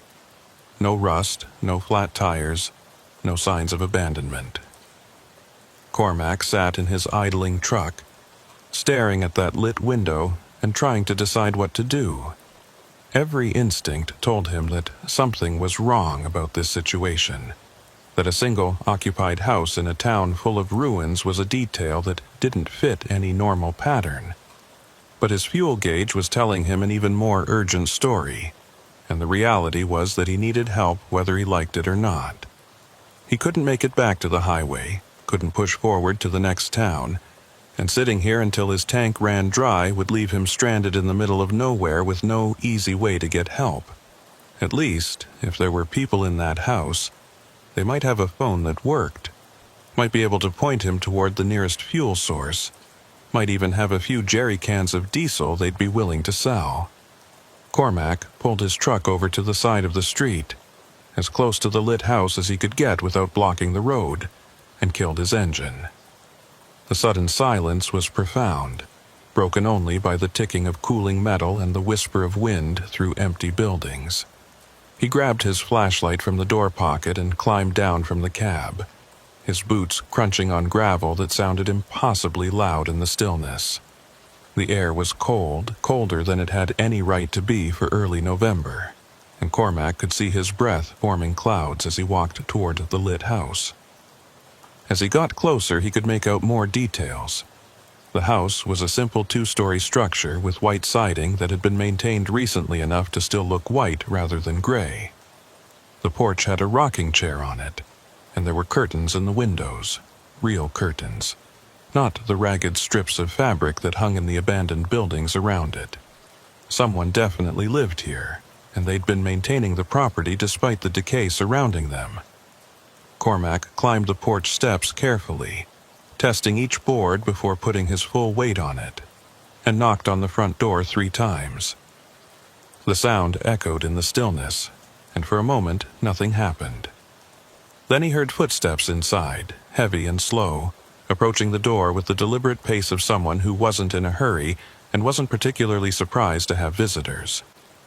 The door opened, and Cormac found himself looking at a woman who might have been anywhere between 50 and 70 years old, with gray hair pulled back in a loose bun and eyes that assessed him with the kind of calm wariness that came from living in isolated places.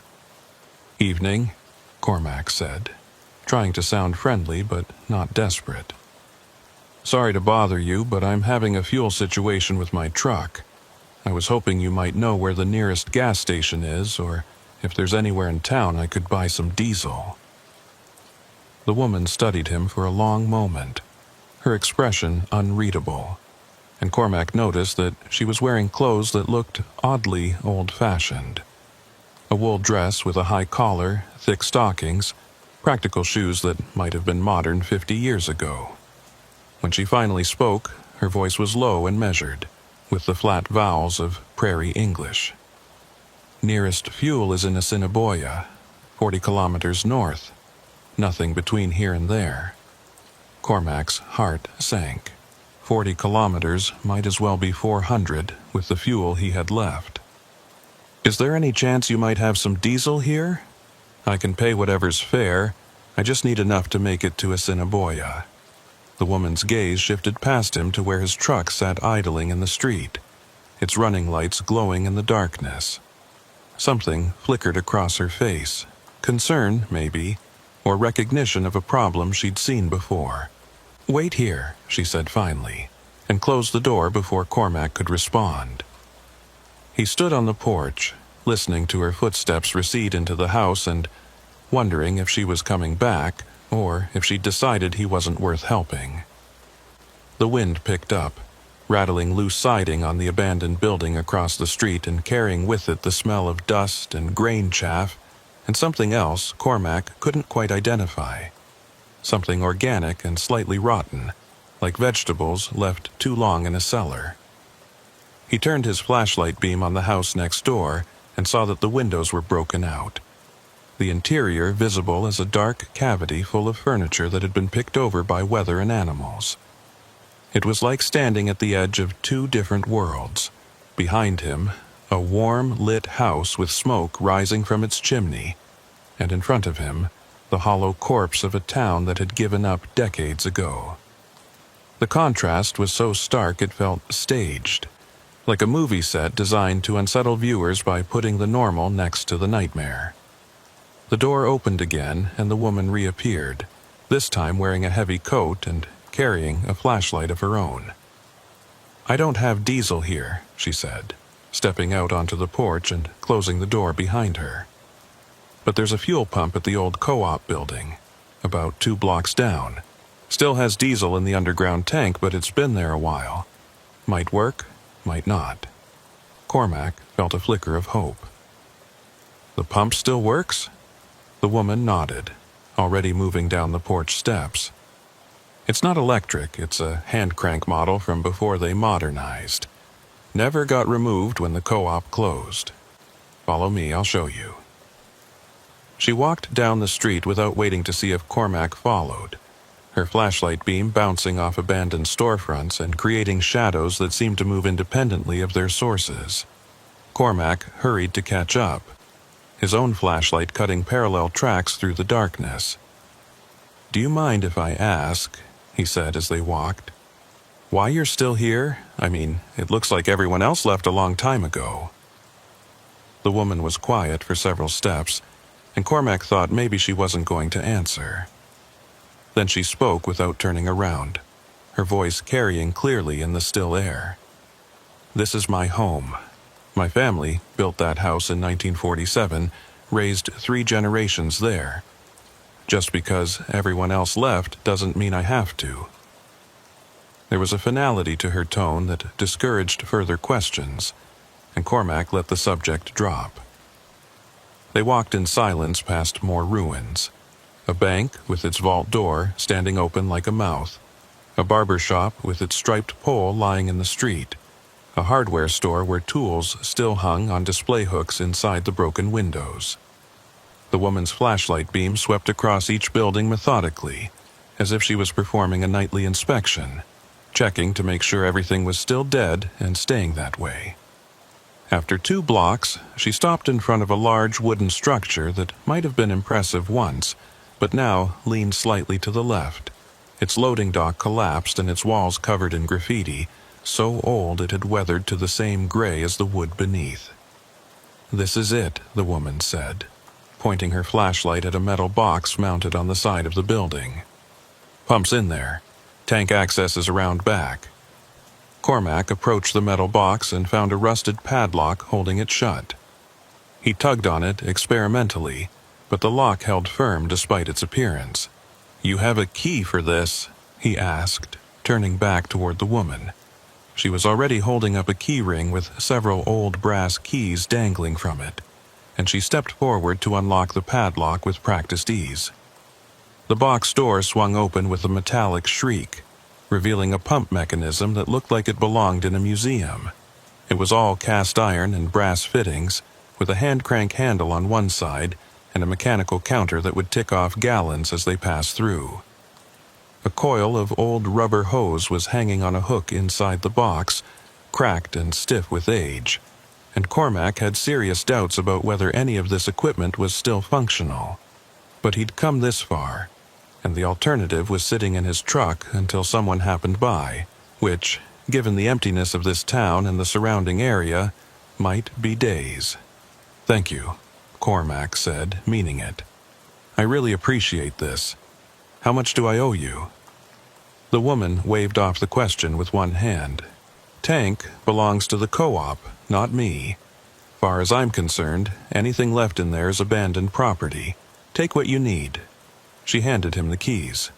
"When you're done, lock it back up and leave the keys on my porch. I'm going back to the house. It's cold out."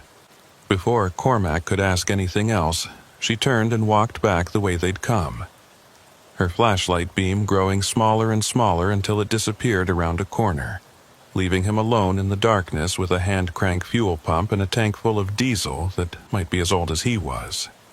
Cormac took a deep breath and went to work, first walking around to the back of the building to find the tank access. It was a metal cap set into concrete, and when he unscrewed it and shined his flashlight down into the opening, he could see liquid reflecting back at him about 8 feet down. The smell of diesel was strong and relatively fresh, which was encouraging. Old diesel could gel or separate, becoming useless sludge, but this smelled like it might still be viable. He went back to his truck and positioned it as close to the pump as the hose length would allow, then spent 20 minutes figuring out how to prime the hand crank mechanism and get fuel flowing. The pump was stubborn, its internal seals dried out and resistant, but eventually Cormac heard the satisfying gurgle of diesel moving through pipes and into the hose. He filled his truck's tank slowly, working the hand crank in a steady rhythm while the mechanical counter ticked off gallons with clockwork precision. 20 gallons, 30, 40, enough to get him to Regina and back to civilization.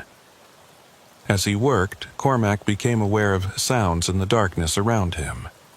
Not threatening sounds exactly, but present ones.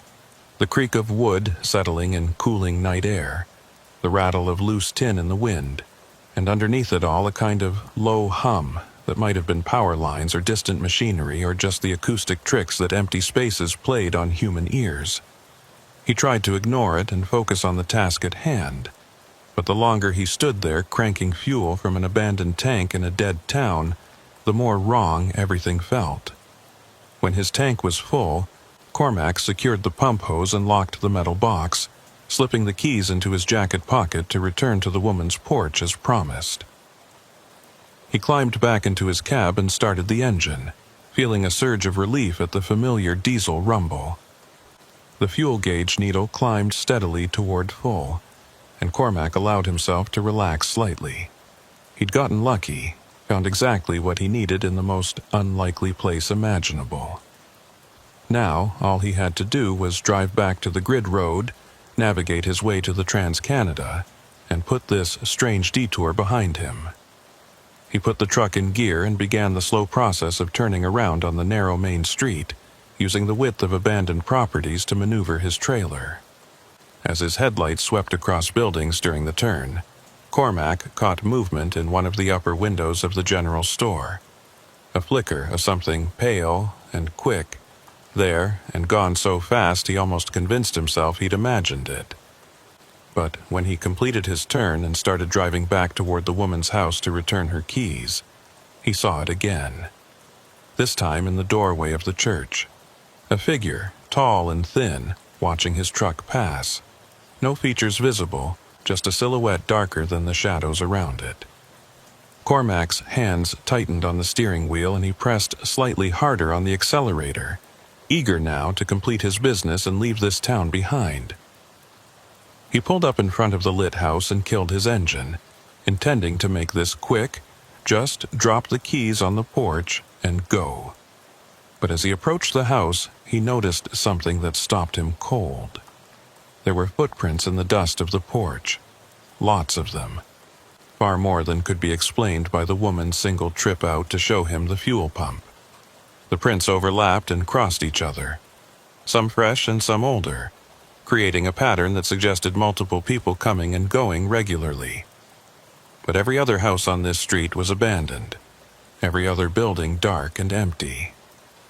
Unless the woman had visitors from outside the town, which seemed unlikely given the isolation, these prints made no sense. Cormac set the keys on the porch railing as instructed and took a step back. his eyes scanning the windows of the house for any movement inside. The curtains were drawn now, where before they'd been open, and the light that spilled through them seemed different somehow, colder, less welcoming.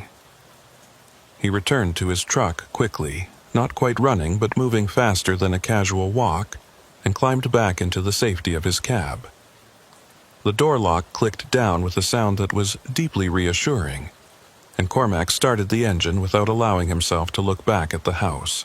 He drove slowly through the dead town, his headlights illuminating empty buildings and overgrown yards, and with every passing moment he felt a growing conviction that he'd missed something important, that there had been details in the periphery of his awareness that he should have paid closer attention to.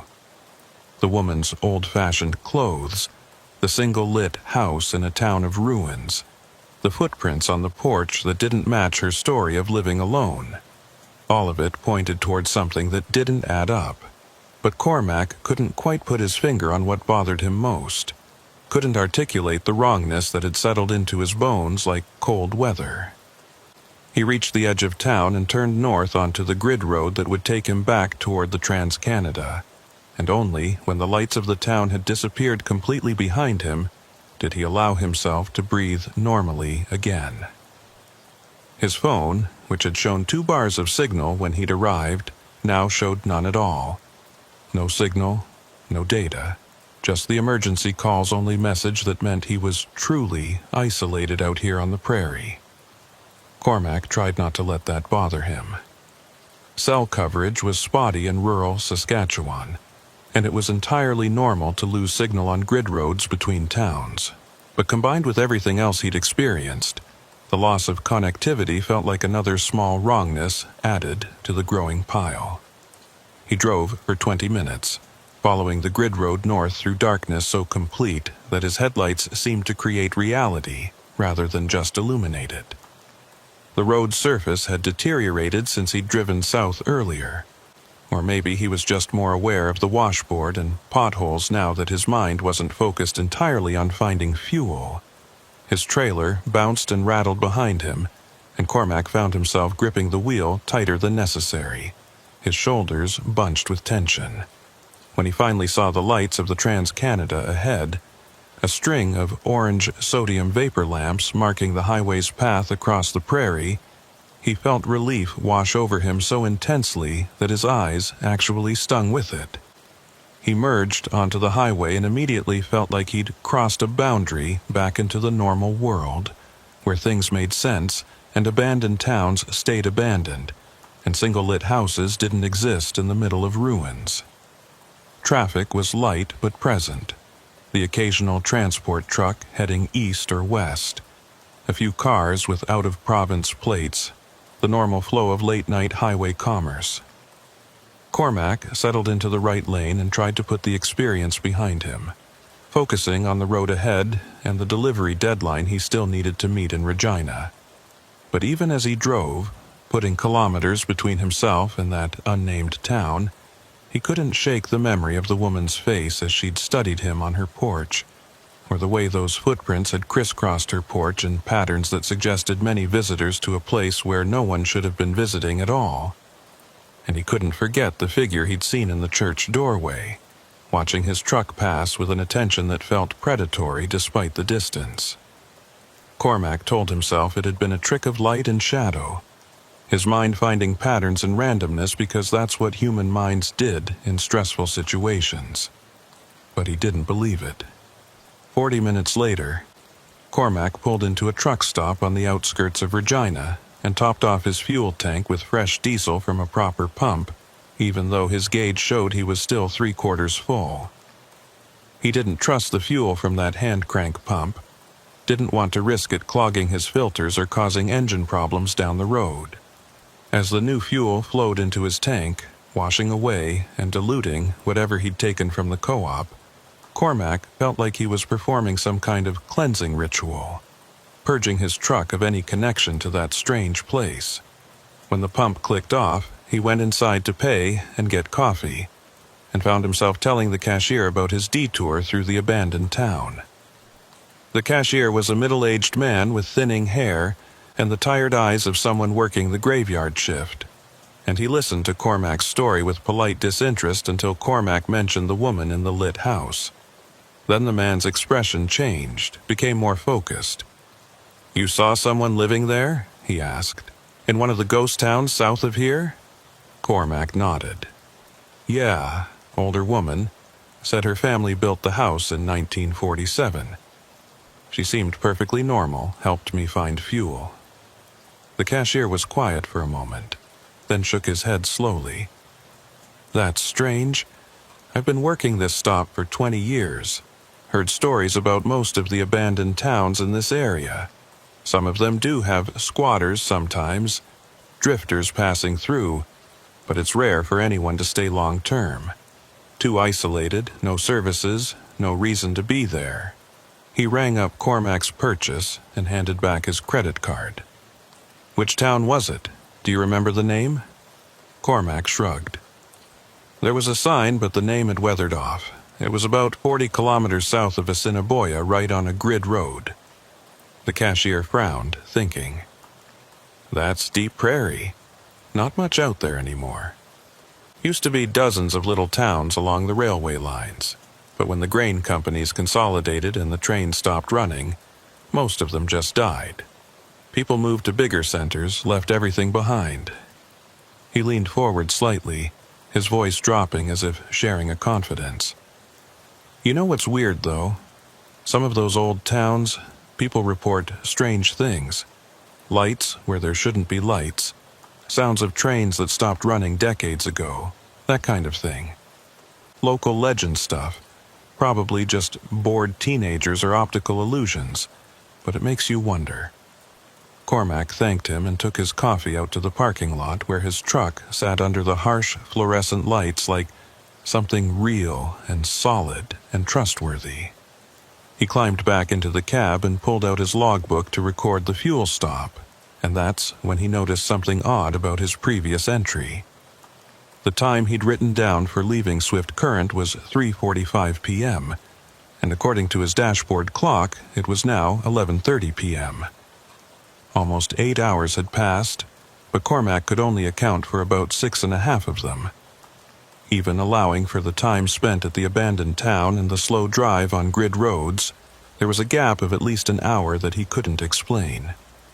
He checked his phone's timeline, the feature that tracked his locations throughout the day, but there was just a blank space where the abandoned town should have been. His location history showed him leaving Swift Current, then nothing until he appeared on the Trans-Canada 40 minutes ago. As if that entire detour through the prairie had happened outside of measurable time and space, leaving no digital footprint to prove it had been real. Cormac stared at his phone screen, his coffee growing cold in his hand, and felt the first cold fingers of real fear beginning to wrap around his chest. Cormac completed his delivery in Regina the next morning, unloading agricultural equipment parts at a dealership on the city's industrial outskirts, while his mind kept returning to the abandoned town and the missing hour in his timeline. The warehouse crew moved efficiently around his truck, checking part numbers against manifests and stacking items on pallets, but Cormac barely registered their presence. He kept pulling out his phone and checking his location history, hoping that maybe the data had updated overnight, that the gap would be filled in with the route he'd actually driven. But the blank space remained, a digital void where his detour should have been recorded. It was as if his phone had simply refused to acknowledge that place existed, had declined to create any record of his passage through it. Cormac had heard about dead zones where cell towers couldn't reach, but he'd never experienced one that completely erased his location data rather than just pausing it. The distinction felt significant, though he couldn't articulate exactly why. After the delivery paperwork was signed and his trailer was empty, Cormac drove to a truck stop on the Trans-Canada and parked in a spot where he could see the highway stretching away in both directions. He needed to make a decision about his return route, and the choice felt heavier than it should have. His dispatcher had already sent him the details for his next load, a pickup in swift current that needed to be in Winnipeg by the end of the week. The logical route would take him back west on the Trans-Canada, and if he wanted to investigate the abandoned town again, he could easily take the same grid road detour he'd used yesterday. Part of him wanted to do exactly that, wanted to drive back there in daylight and photograph everything, to prove to himself that the place was real and collect evidence that might explain the strangeness he'd experienced. But another part of him, the part that had seen the figure in the church doorway and felt the wrongness of those overlapping footprints, wanted nothing more than to stay on the main highway and never think about that town again. Cormac opened his laptop and pulled up satellite imagery of the area, zooming in on the grid roads south of Assiniboia. The satellite view showed exactly what he'd expect: a network of dirt roads cutting through agricultural land in perfect north-south, east-west grids. He could see abandoned farmsteads here and there, their buildings reduced to gray rectangles in the overhead view, and several towns that looked deceased from orbit. But when he tried to pinpoint the exact location where he'd turned off the grid road, where that town with the single lit house should have been, the imagery became strangely degraded. The resolution dropped dramatically, becoming pixelated and blurred, as if the satellite had malfunctioned while passing over that particular section of prairie. Cormac tried zooming in and out, refreshing the map data, even switching to different satellite providers, but the blur remained constant. It was a roughly circular area, maybe 2 kilometers in diameter, and within that circle he could make out the vague shape of what might be buildings, but no clear details. Just gray smudges that could have been anything. He sat back in his driver's seat and rubbed his eyes, trying to think through the situation logically. There were several possible explanations for what he'd experienced. The most mundane was that he'd simply lost track of time due to fatigue and stress, that the woman in the lit house had been real but unremarkable, and that his phone's GPS had glitched in a way that coincidentally erased his location data. The satellite imagery blur could be explained by cloud cover at the time the images were captured, or by deliberate degradation if the area fell under some kind of security restriction, though what would require security restrictions on empty prairie, Cormac couldn't imagine. But taken together, all these mundane explanations required an unlikely coincidence of separate technical failures and human errors.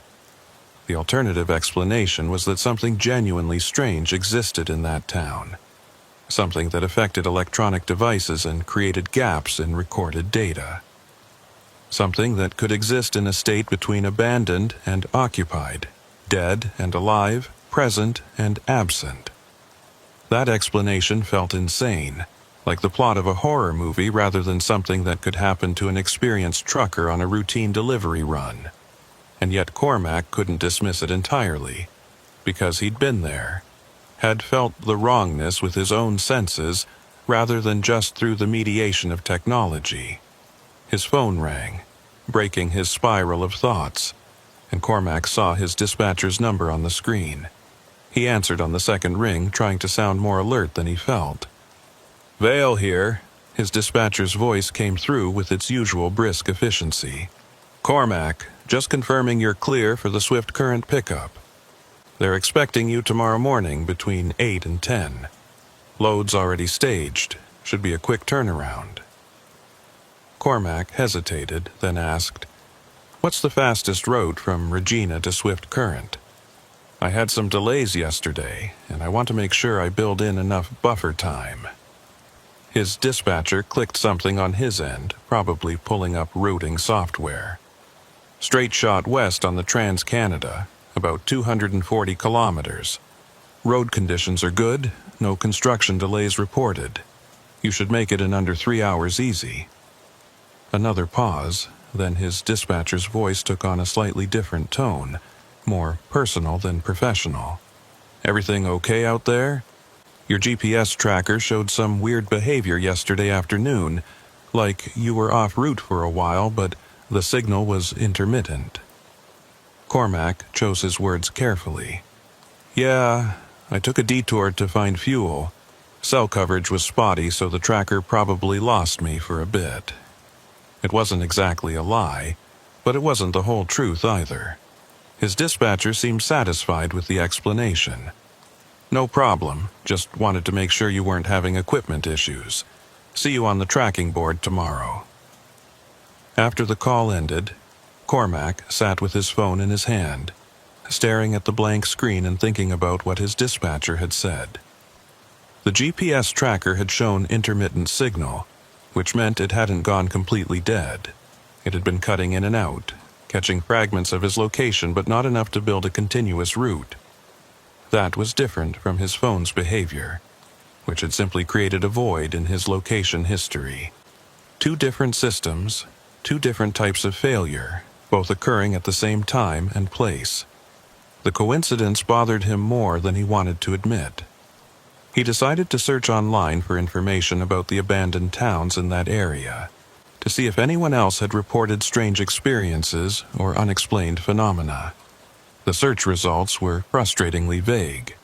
There were historical societies that documented Saskatchewan's ghost towns, complete with photos and stories about why each community had died, but nothing about ongoing strangeness. A few urban exploration blogs featured photos of abandoned grain elevators and collapsed buildings, but the bloggers treated them as purely historical subjects rather than places where anything unusual still occurred. Cormac did find one discussion thread on a trucker forum where someone had mentioned weird vibes on certain grid roads, but the responses had been mostly jokes and skepticism. One comment stood out, though, posted by a user with the handle Prairie Holler 87. "I've driven past some of those old towns late at night, and I swear sometimes you can see lights where there shouldn't be any. Not like car lights or stars, but window lights, like someone's home. But if you stop and check it out, everything's dark and empty. I think it's some kind of optical illusion, maybe reflections from distant farmsteads, but it's definitely eerie." The post was 3 years old, and when Cormac tried to click on the user's profile to see if they'd written anything else about it, he found the account had been deleted. Cormac spent the rest of the day trying to distract himself with mundane tasks, eating a proper meal at the truck stop restaurant, doing laundry at the coin-op machines, catching up on paperwork and maintenance logs, but his mind kept returning to the abandoned town and the questions that surrounded it. By evening, he'd made his decision. Tomorrow, after picking up his load in Swift Current, he would take the same grid road south and find that town again. This time, he'd be prepared. He'd bring extra flashlights, a proper camera instead of just his phone, maybe even a handheld GPS unit that wouldn't rely on cell towers. He'd document everything methodically, gather evidence that could withstand scrutiny, and then he'd decide what to do with that evidence. Maybe he'd post it online. Maybe he'd send it to local authorities, or maybe he'd just keep it as proof for himself that he hadn't imagined the whole thing. The important thing was to go back while his memory was still fresh, before time and doubt could erode the details into something unreliable. That night, Cormac slept poorly in his truck's sleeper berth, waking several times from dreams he couldn't quite remember, but which left him with a lingering sense of unease. Each time he woke, he'd check his phone to see what time it was, and each time he was surprised to find that only 20 or 30 minutes had passed when it felt like hours. The night stretched on interminably, and when his alarm finally went off at 6 a.m., Cormac felt more exhausted than when he'd gone to bed. He forced himself through his morning routine: shower at the truck stop, strong coffee, pre-trip inspection of his rig, and by 7:30 he was on the Trans-Canada heading west toward Swift Current. The morning was clear and cold, frost covering every surface and turning the prairie into a landscape of white and gold. Traffic was light, mostly other commercial vehicles making their morning runs, and Cormac settled into the familiar rhythm of highway driving. The miles passed quickly, and he tried not to think about what he might find when he took that grid road detour later today. The pickup in swift current went smoothly. Cormac backed his empty flatbed into the loading dock at a farm equipment manufacturer, and within 90 minutes his trailer was loaded with new combine parts heading to Winnipeg. The load was heavy but well secured, and Cormac completed his securing inspection with extra care, checking every chain and strap twice. By 11 a.m. he was fueled up and ready to roll, sitting in his cab with the engine idling while he entered the destination into his GPS. The route it suggested was straightforward, east on the Trans-Canada all the way to Winnipeg, about 600 kilometers of easy highway driving. But Cormac dismissed that route and manually entered coordinates for a point south of Assiniboia, the approximate location where he thought the abandoned town should be. The GPS calculated a new route that would add about 50 kilometers to his journey, and flashed a warning. Route includes unpaved roads. Proceed with caution. Cormac accepted the route and pulled out of the parking lot, heading east on the Trans-Canada until he reached the turnoff that would take him south into the prairie. The grid road looked different in daylight than it had at dusk 2 days ago. What had seemed mysterious and slightly ominous, in the failing light now appeared mundane. Just a dirt road cutting through harvested fields, graded flat and wide enough for farm equipment. Cormac's truck handled it easily, the heavy load in his trailer actually helping with traction on the loose surface. He drove south for 30 kilometers, watching his odometer and comparing his position to his mental map of where the town should be. His phone still showed signal, 2 bars that wavered occasionally but never dropped to 0, and his GPS tracker was functioning normally according to the dashboard display. Everything seemed perfectly ordinary, and Cormac began to wonder if he'd somehow taken the wrong road, if the town existed on a different grid road than he remembered. But then, right where it should have been, according to his calculations, he saw the grain elevator rising against the sky. His heart rate kicked up immediately, adrenaline flooding his system in a way that felt disproportionate to the simple sight of an old building. But Cormac knew why his body was reacting this way. Some animal part of his brain recognized danger even when his conscious mind was still trying to rationalize everything. He slowed his truck as he approached the town, and in daylight he could see details that had been obscured by darkness before. The grain elevator was even more deteriorated than he'd realized, its wooden walls warped and splitting. Several windows on the upper level shattered completely. The paint that had once identified the grain company was almost entirely gone, leaving just ghost letters that spelled out something like Nighty Co-op. The main street of the town stretched ahead, and Cormac could now count the buildings, maybe 20 structures in total, all in various states of collapse. What had looked like a church with a listing steeple was actually a community hall, and what he'd thought was a general store might have been a hotel at one time, judging by the faded "Rooms" sign barely visible on its false front. And there, 3 buildings down on the right side of the street, was the house with the white siding. In daylight it looked less maintained than it had at night. The paint was flaking, the porch sagged slightly, the curtains in the windows were yellowed with age, but there was still smoke rising from the chimney, a thin gray column that dissipated quickly in the wind. Someone was still there, or at least had been there recently enough to keep a fire going. Cormac pulled his truck to a stop in the middle of the street and killed the engine. The silence that followed was profound, but different from nighttime silence. Now he could hear wind moving through broken buildings, the creak of loose wood, the rattle of metal siding. Normal sounds of decay. Nothing supernatural about them. He grabbed his phone and took several photos through the windshield, documenting the grain elevator, the main street, the house with smoke rising from its chimney. The photos looked exactly like what they were. Images of an abandoned prairie town slowly returning to the earth. Nothing sinister. Nothing impossible. Cormac opened his door and climbed down from the cab, his boots raising small puffs of dust as he walked toward the house. He had his phone in one hand, camera app open and ready, and a flashlight in the other hand even though the sun was bright overhead. As he approached the porch, Cormac noticed that the footprints he'd seen 2 nights ago were still visible in the dust, though new prints had been added to the pattern.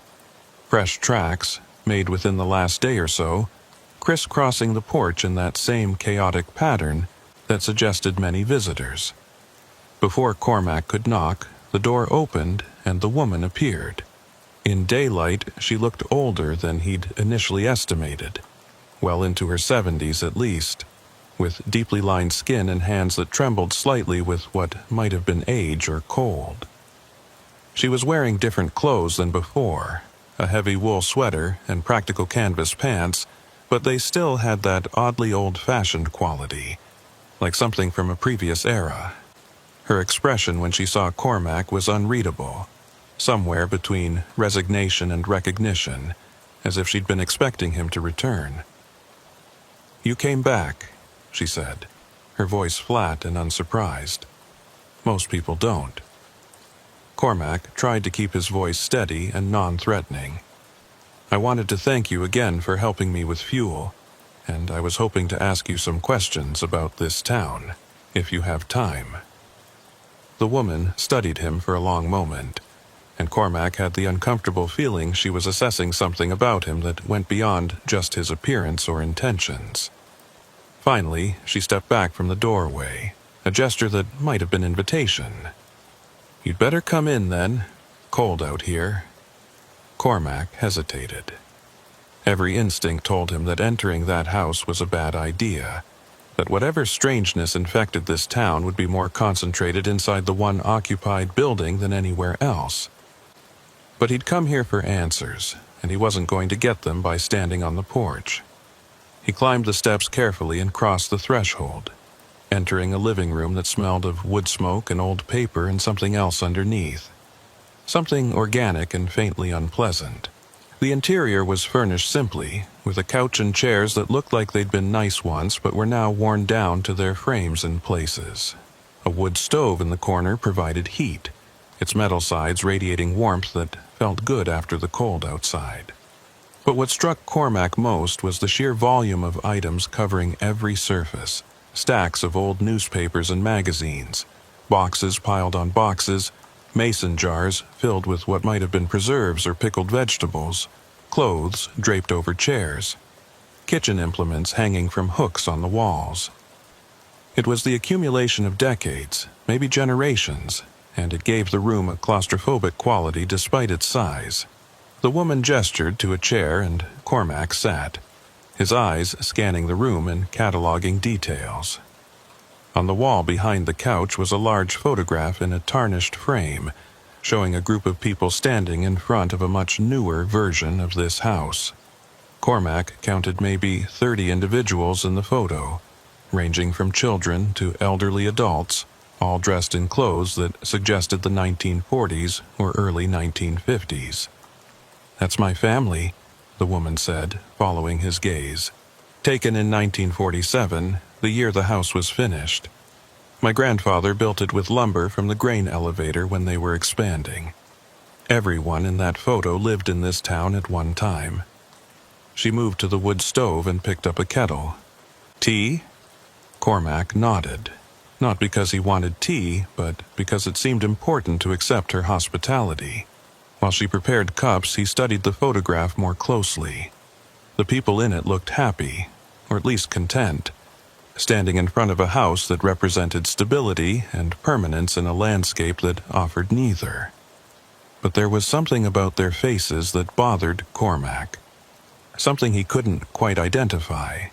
Their expressions seemed slightly off, as if they were all smiling at something behind the camera rather than at the camera itself. "What happened to the town?" Cormac asked as the woman handed him a cup of tea. "Why did everyone leave?" She sat down in the chair opposite him, her own cup cradled in both hands. "The railroad stopped coming through in 1974. That was the beginning of the end. The grain elevator closed, the co-op shut down. The school couldn't keep enough students to stay open. People started moving to bigger towns where there was work. By 1980, there were maybe 10 families left. By 90, just 3. By 2000, just me. She sipped her tea, staring into the cup as if reading something in the leaves at the bottom. My husband died in 1998.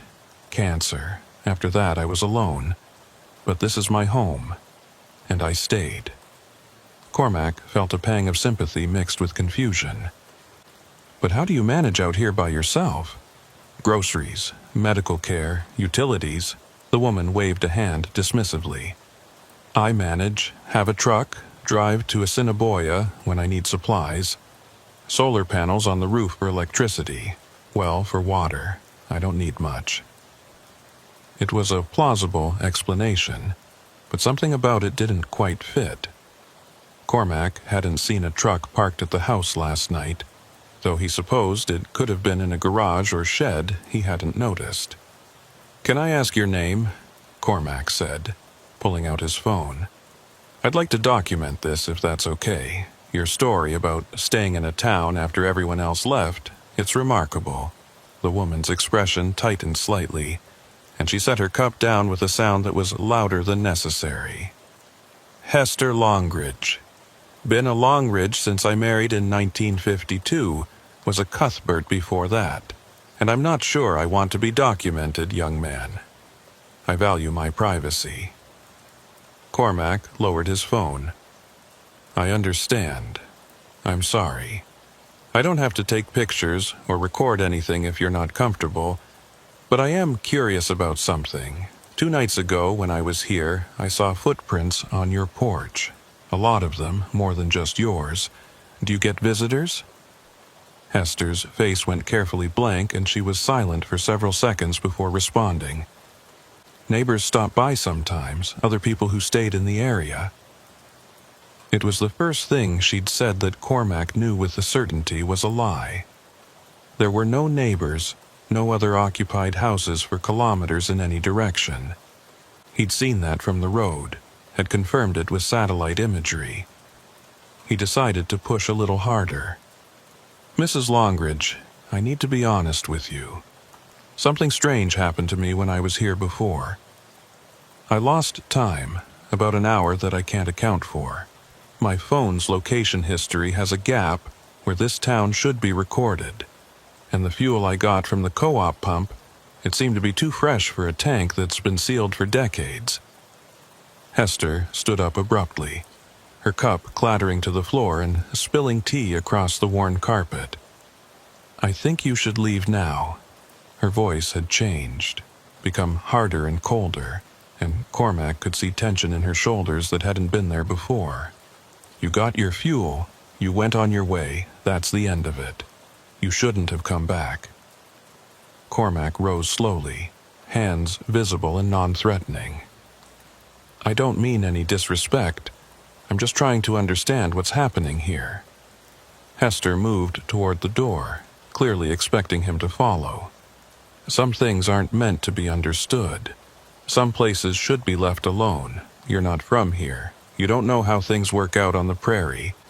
Old places have old rules, and breaking those rules brings nothing but trouble. Before Cormac could respond, there was a knock at the door.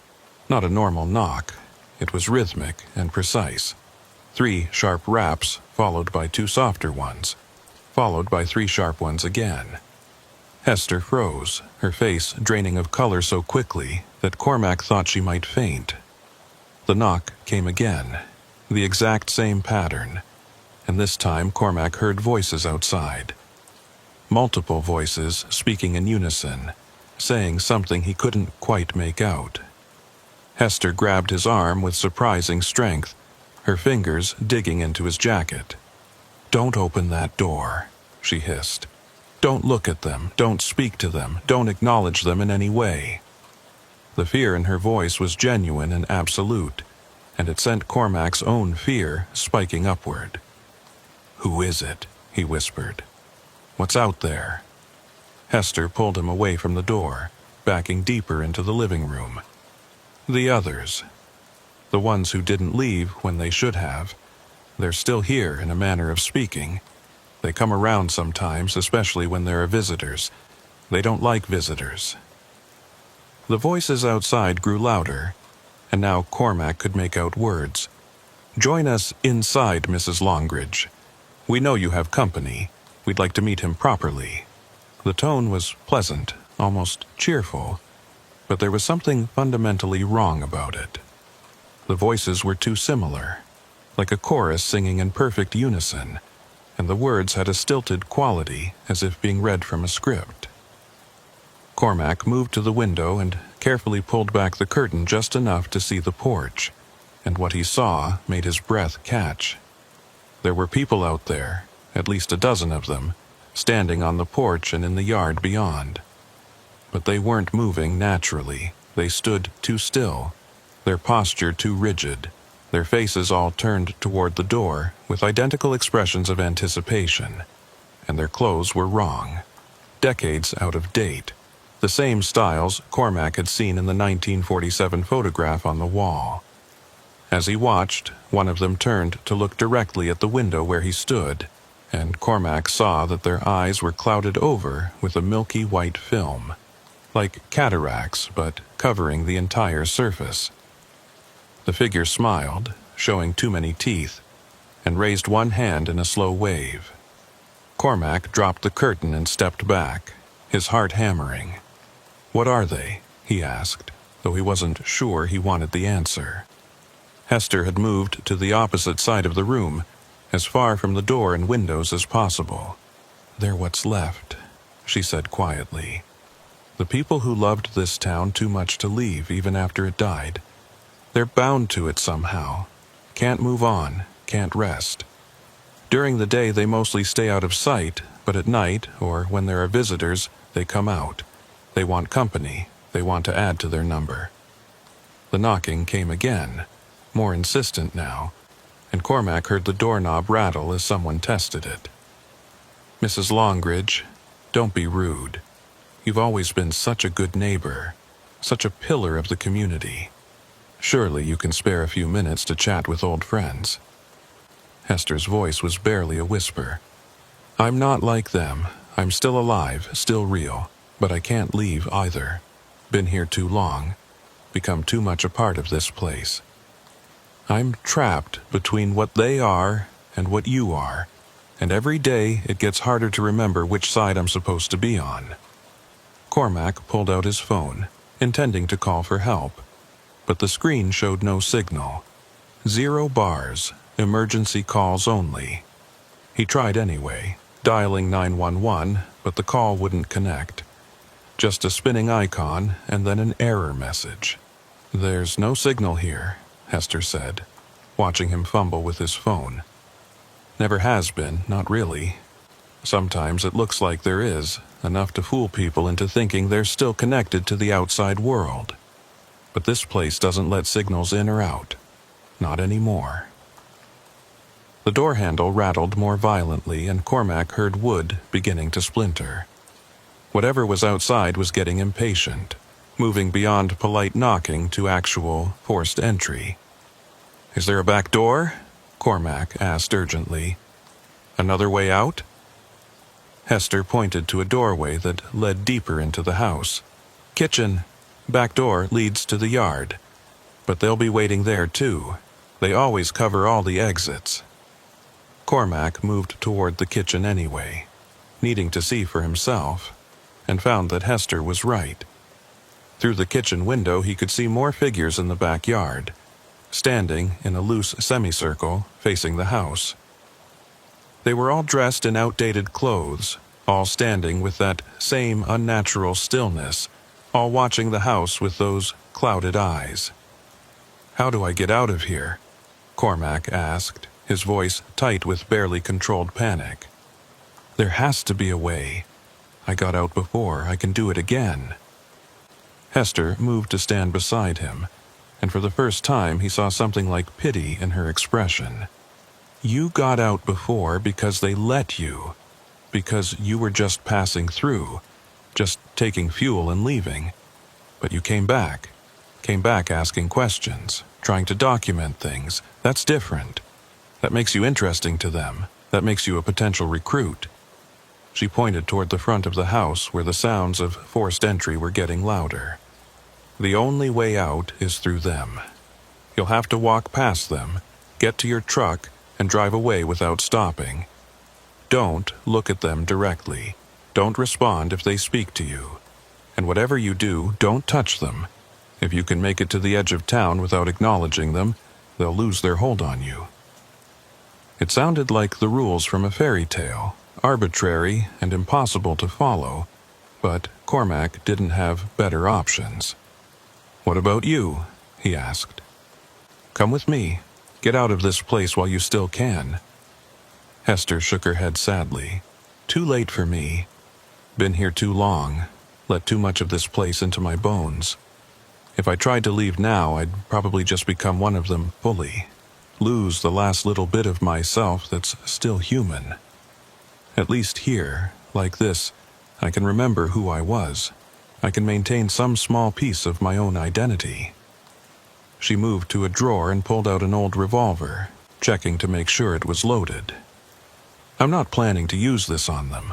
Bullets don't do much to stop what they are. But it helps me feel like I still have some control, like I'm still a person with choices rather than just part of the landscape."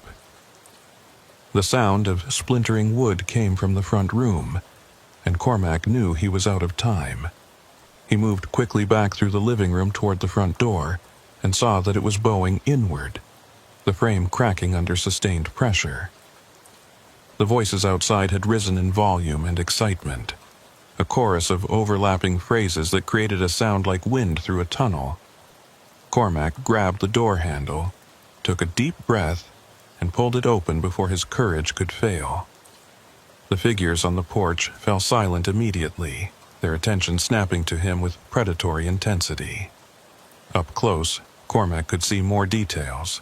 Their skin had a waxy quality, like old paper, and their clothes were immaculate despite being decades out of style.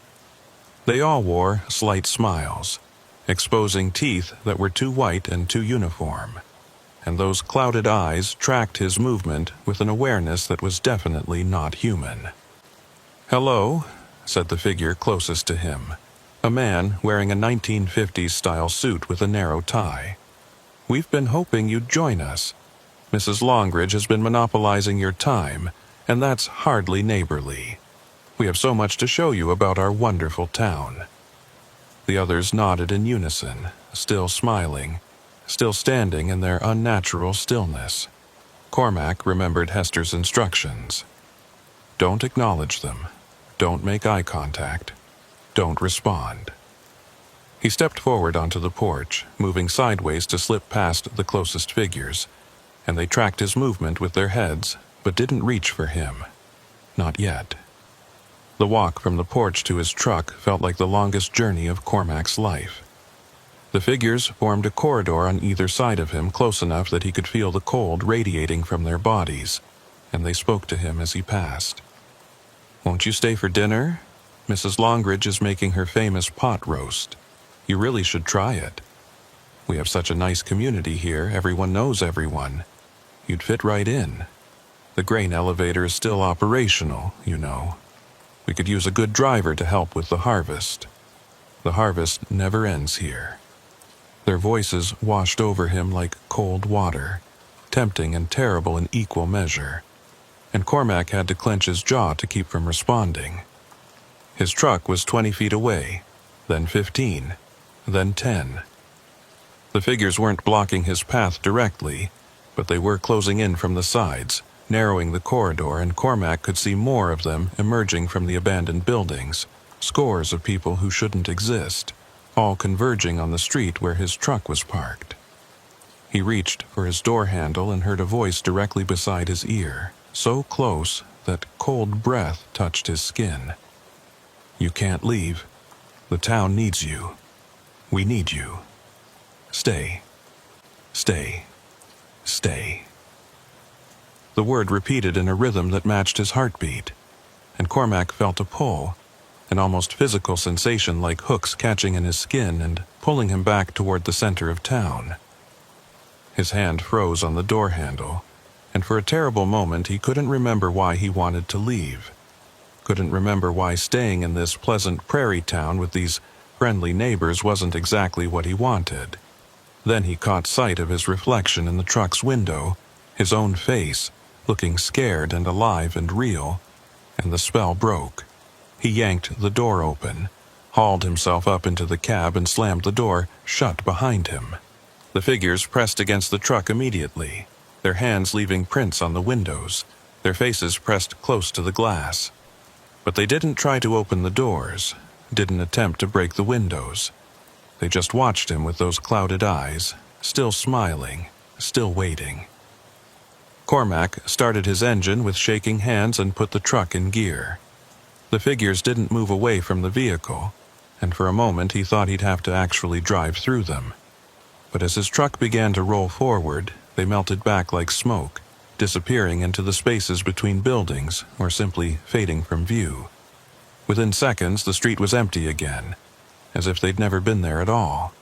Cormac drove slowly through the town, fighting the urge to floor the accelerator and race away. Something told him that showing fear would be a mistake, that he needed to maintain control and dignity even in retreat. As he passed the house with the white siding, he saw Hester standing in the doorway, watching him leave. She raised one hand in what might have been a wave or a warning, and then she stepped back inside and closed the door. Cormac had the sudden conviction that he'd never see her again, that she'd finally crossed whatever threshold separated her from the other residents of this dead town, and that the next time someone drove through here looking for fuel, they'd find nothing but empty buildings and silence. The edge of town was marked by a faded sign he hadn't noticed on his way in, so weathered that he couldn't read what it said. But as his truck passed that sign, Cormac felt something release, a pressure he hadn't fully registered until it was gone, like surfacing from deep water. His phone suddenly chimed with a flood of notifications, messages and alerts all arriving at once as signal returned. His GPS tracker blinked back to life, showing his position on the grid road south of Assiniboia. And his dashboard clock jumped forward by 47 minutes, time that had passed in the outside world while he'd been inside that house talking to Hester Longridge. Cormac didn't stop driving until he was back on the Trans-Canada, surrounded by normal traffic and normal landscape and the blessed mundanity of commercial highway travel. He pulled into the first truck stop he saw and sat in his cab with the engine running, trying to process what had just happened. His hands were still shaking, his heart still racing, and when he looked in his mirror he saw that his face was pale and drawn with the kind of exhaustion that came from sustained terror rather than physical exertion. He pulled out his phone and opened the camera roll, intending to review the photos he'd taken of the town. But the folder was empty. The images he'd captured were gone, replaced by corrupted file icons that wouldn't open. He tried his video app, thinking maybe he'd accidentally recorded video instead of stills, but that was empty too. Every piece of digital evidence he'd intended to collect had been erased or corrupted, leaving him with nothing but his own memory to prove that the experience had been real. Cormac sat in the parking lot for over an hour, watching normal people come and go from the truck stop, pumping gas and buying coffee and chatting on their phones like the world made sense. Eventually, he forced himself to get moving, to continue his delivery run to Winnipeg and act like nothing had happened. But he knew he'd been changed by the experience, knew that some part of him would always be back in that abandoned town, with those smiling figures and Hester Longridge's warning about old places and old rules. He drove east on the Trans-Canada, watching the prairie unfold around him, and couldn't help but wonder how many other dead towns were out there, populated by people who'd loved their homes too much to leave even after death. How many other travelers had taken wrong turns and found themselves trapped in places that existed outside normal time and space, places that fed on the living to sustain themselves. The delivery to Winnipeg was completed without incident 3 days later, and Cormac filed his logbook and paperwork with the same meticulous attention to detail he'd always maintained. But there was a gap in his records that couldn't be explained away. Those missing 47 minutes from when his GPS tracker had gone offline until it had come back. His company's safety department flagged it for review, and Cormac was called into a meeting to explain the discrepancy. He told them a simplified version of the truth, that he'd stopped in an abandoned town to check his load securement and had lost track of time. The explanation was accepted, but noted in his file as a concerning lapse, and Cormac knew that too many such incidents would eventually cost him his job. After that, he avoided grid roads entirely, sticking to major highways and authorized routes even when they added time and distance to his deliveries. He never mentioned what had happened to other drivers, never posted about it online, never tried to find that town again. The memory stayed with him, though, sharp and clear, and sometimes at night he'd wake from dreams of figures standing in the darkness outside his truck, smiling and waiting for him to acknowledge them. 6 months after his experience, Cormac was hauling a load through Saskatchewan on the Trans-Canada when he passed a highway sign he'd seen hundreds of times before. Assiniboia 45 km. On impulse, he pulled over at the next rest area and opened his laptop to check satellite imagery of the area south of that town, the same area he'd searched before. The blur was gone. The satellite view now showed clear, high-resolution images of the prairie, and Cormac could see the grid roads and abandoned farmsteads in perfect detail. He zoomed in on the location where the town should have been, the place where he'd gotten fuel and met Hester Longridge, and encountered the figures that shouldn't exist. What he saw made his blood run cold. There was nothing there. No grain elevator, no buildings, no main street, just empty prairie, stubble fields, and a slight depression in the ground that might have been where a town once stood before it was completely erased by time and weather. According to the satellite timestamp, the image had been captured 2 weeks ago, meaning this wasn't old data. This was current, accurate photography of a landscape that contained nothing but grass and sky. Cormac zoomed in as far as the software would allow, searching for any sign that structures had ever existed in that location. He found a few geometric patterns in the earth that might have been building foundations, and what looked like a dirt track where the main street would have been. But there were no standing buildings, no grain elevator, no house with white siding.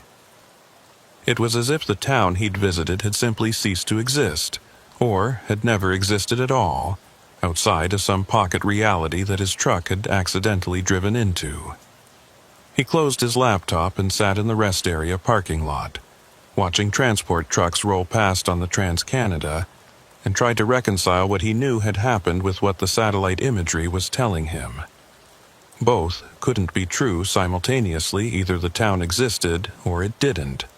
Either he'd been there or he hadn't. But the missing time was real. The corrupted photos were real. The gaps in his GPS tracking were real. Something had happened to him on those grid roads south of Assiniboia. Something that his equipment and his company's systems had recorded, even if they hadn't understood what they were recording. Cormac never took another load that would route him through that part of Saskatchewan. He requested transfers to different regions, accepted longer hauls that kept him in other provinces, and eventually moved primarily to eastern routes where the prairie was just a memory behind him. But he knew other drivers still ran those roads, still took shortcuts on grid roads to save time or find fuel, and he wondered how many of them had encountered places like that town. How many had driven through gaps in reality without even realizing it, their GPS systems glitching briefly before resuming normal function, their memories already beginning to fade and rationalize the strangeness into something explainable.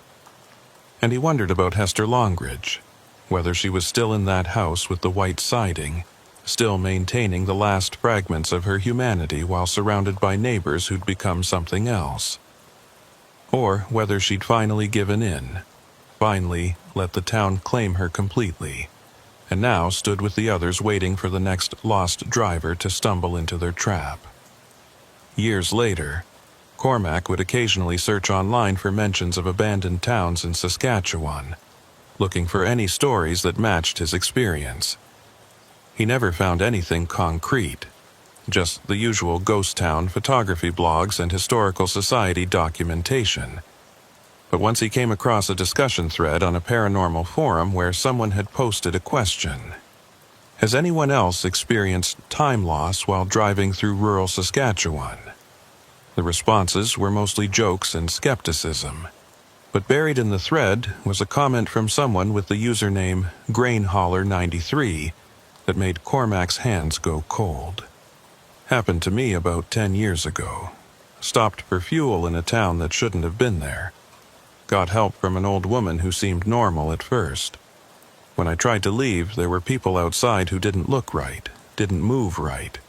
I made it out, but lost about an hour somewhere in the process.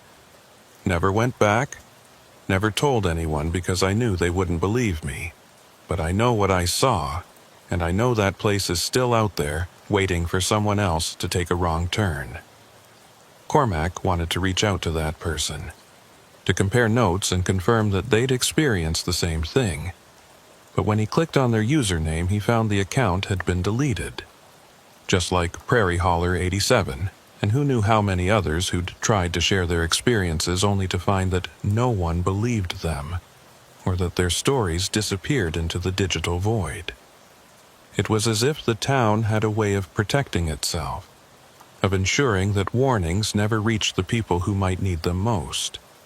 Cormac sat at his computer in his apartment, thousands of kilometers from the Saskatchewan prairie, and felt the weight of knowledge that couldn't be shared, truth that couldn't be proven, and danger that couldn't be avoided because the people who needed avoiding it would never know it was there until it was too late.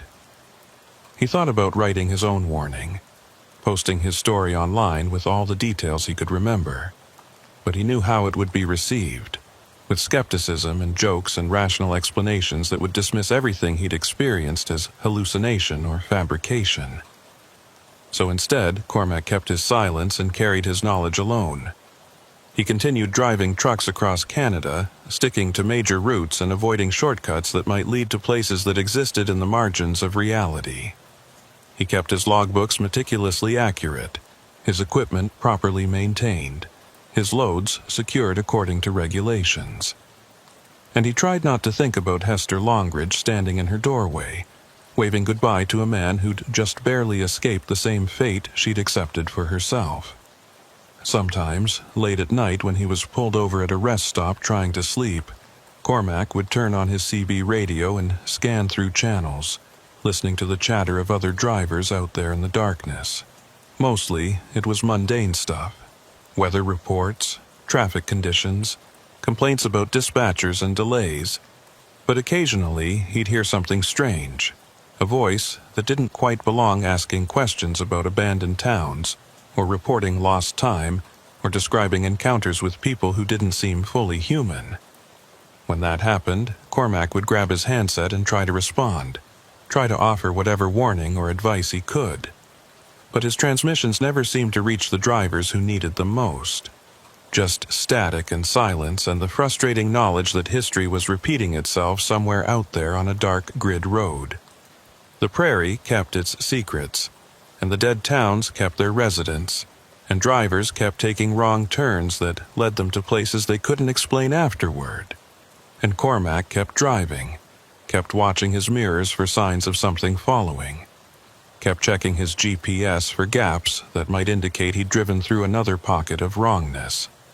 He'd gotten out once, but he knew with absolute certainty that he'd been lucky rather than skilled, and that luck had limits that skill didn't. The town, whatever it had been, whatever it still was, remained out there south of Assiniboia, waiting in patient hunger for the next traveler who needed fuel or shelter, or just a place to rest for a few minutes. And when that traveler arrived, they'd find a house with a light on, an old woman who seemed helpful, and neighbors who wanted nothing more than to welcome them into a community that never truly died because it couldn't bear to let go. Cormac had seen that future reflected in those clouded eyes and those two white smiles, and he knew it was a fate he'd escaped by the narrowest of margins. Some roads led nowhere good, and some towns should stay abandoned, and some knowledge was better left unconfirmed. That was the lesson the prairie had taught him, written in missing time and corrupted photos, and the memory of figures that shouldn't exist still standing in the street watching his truck drive away into a world that wouldn't believe what he'd seen there.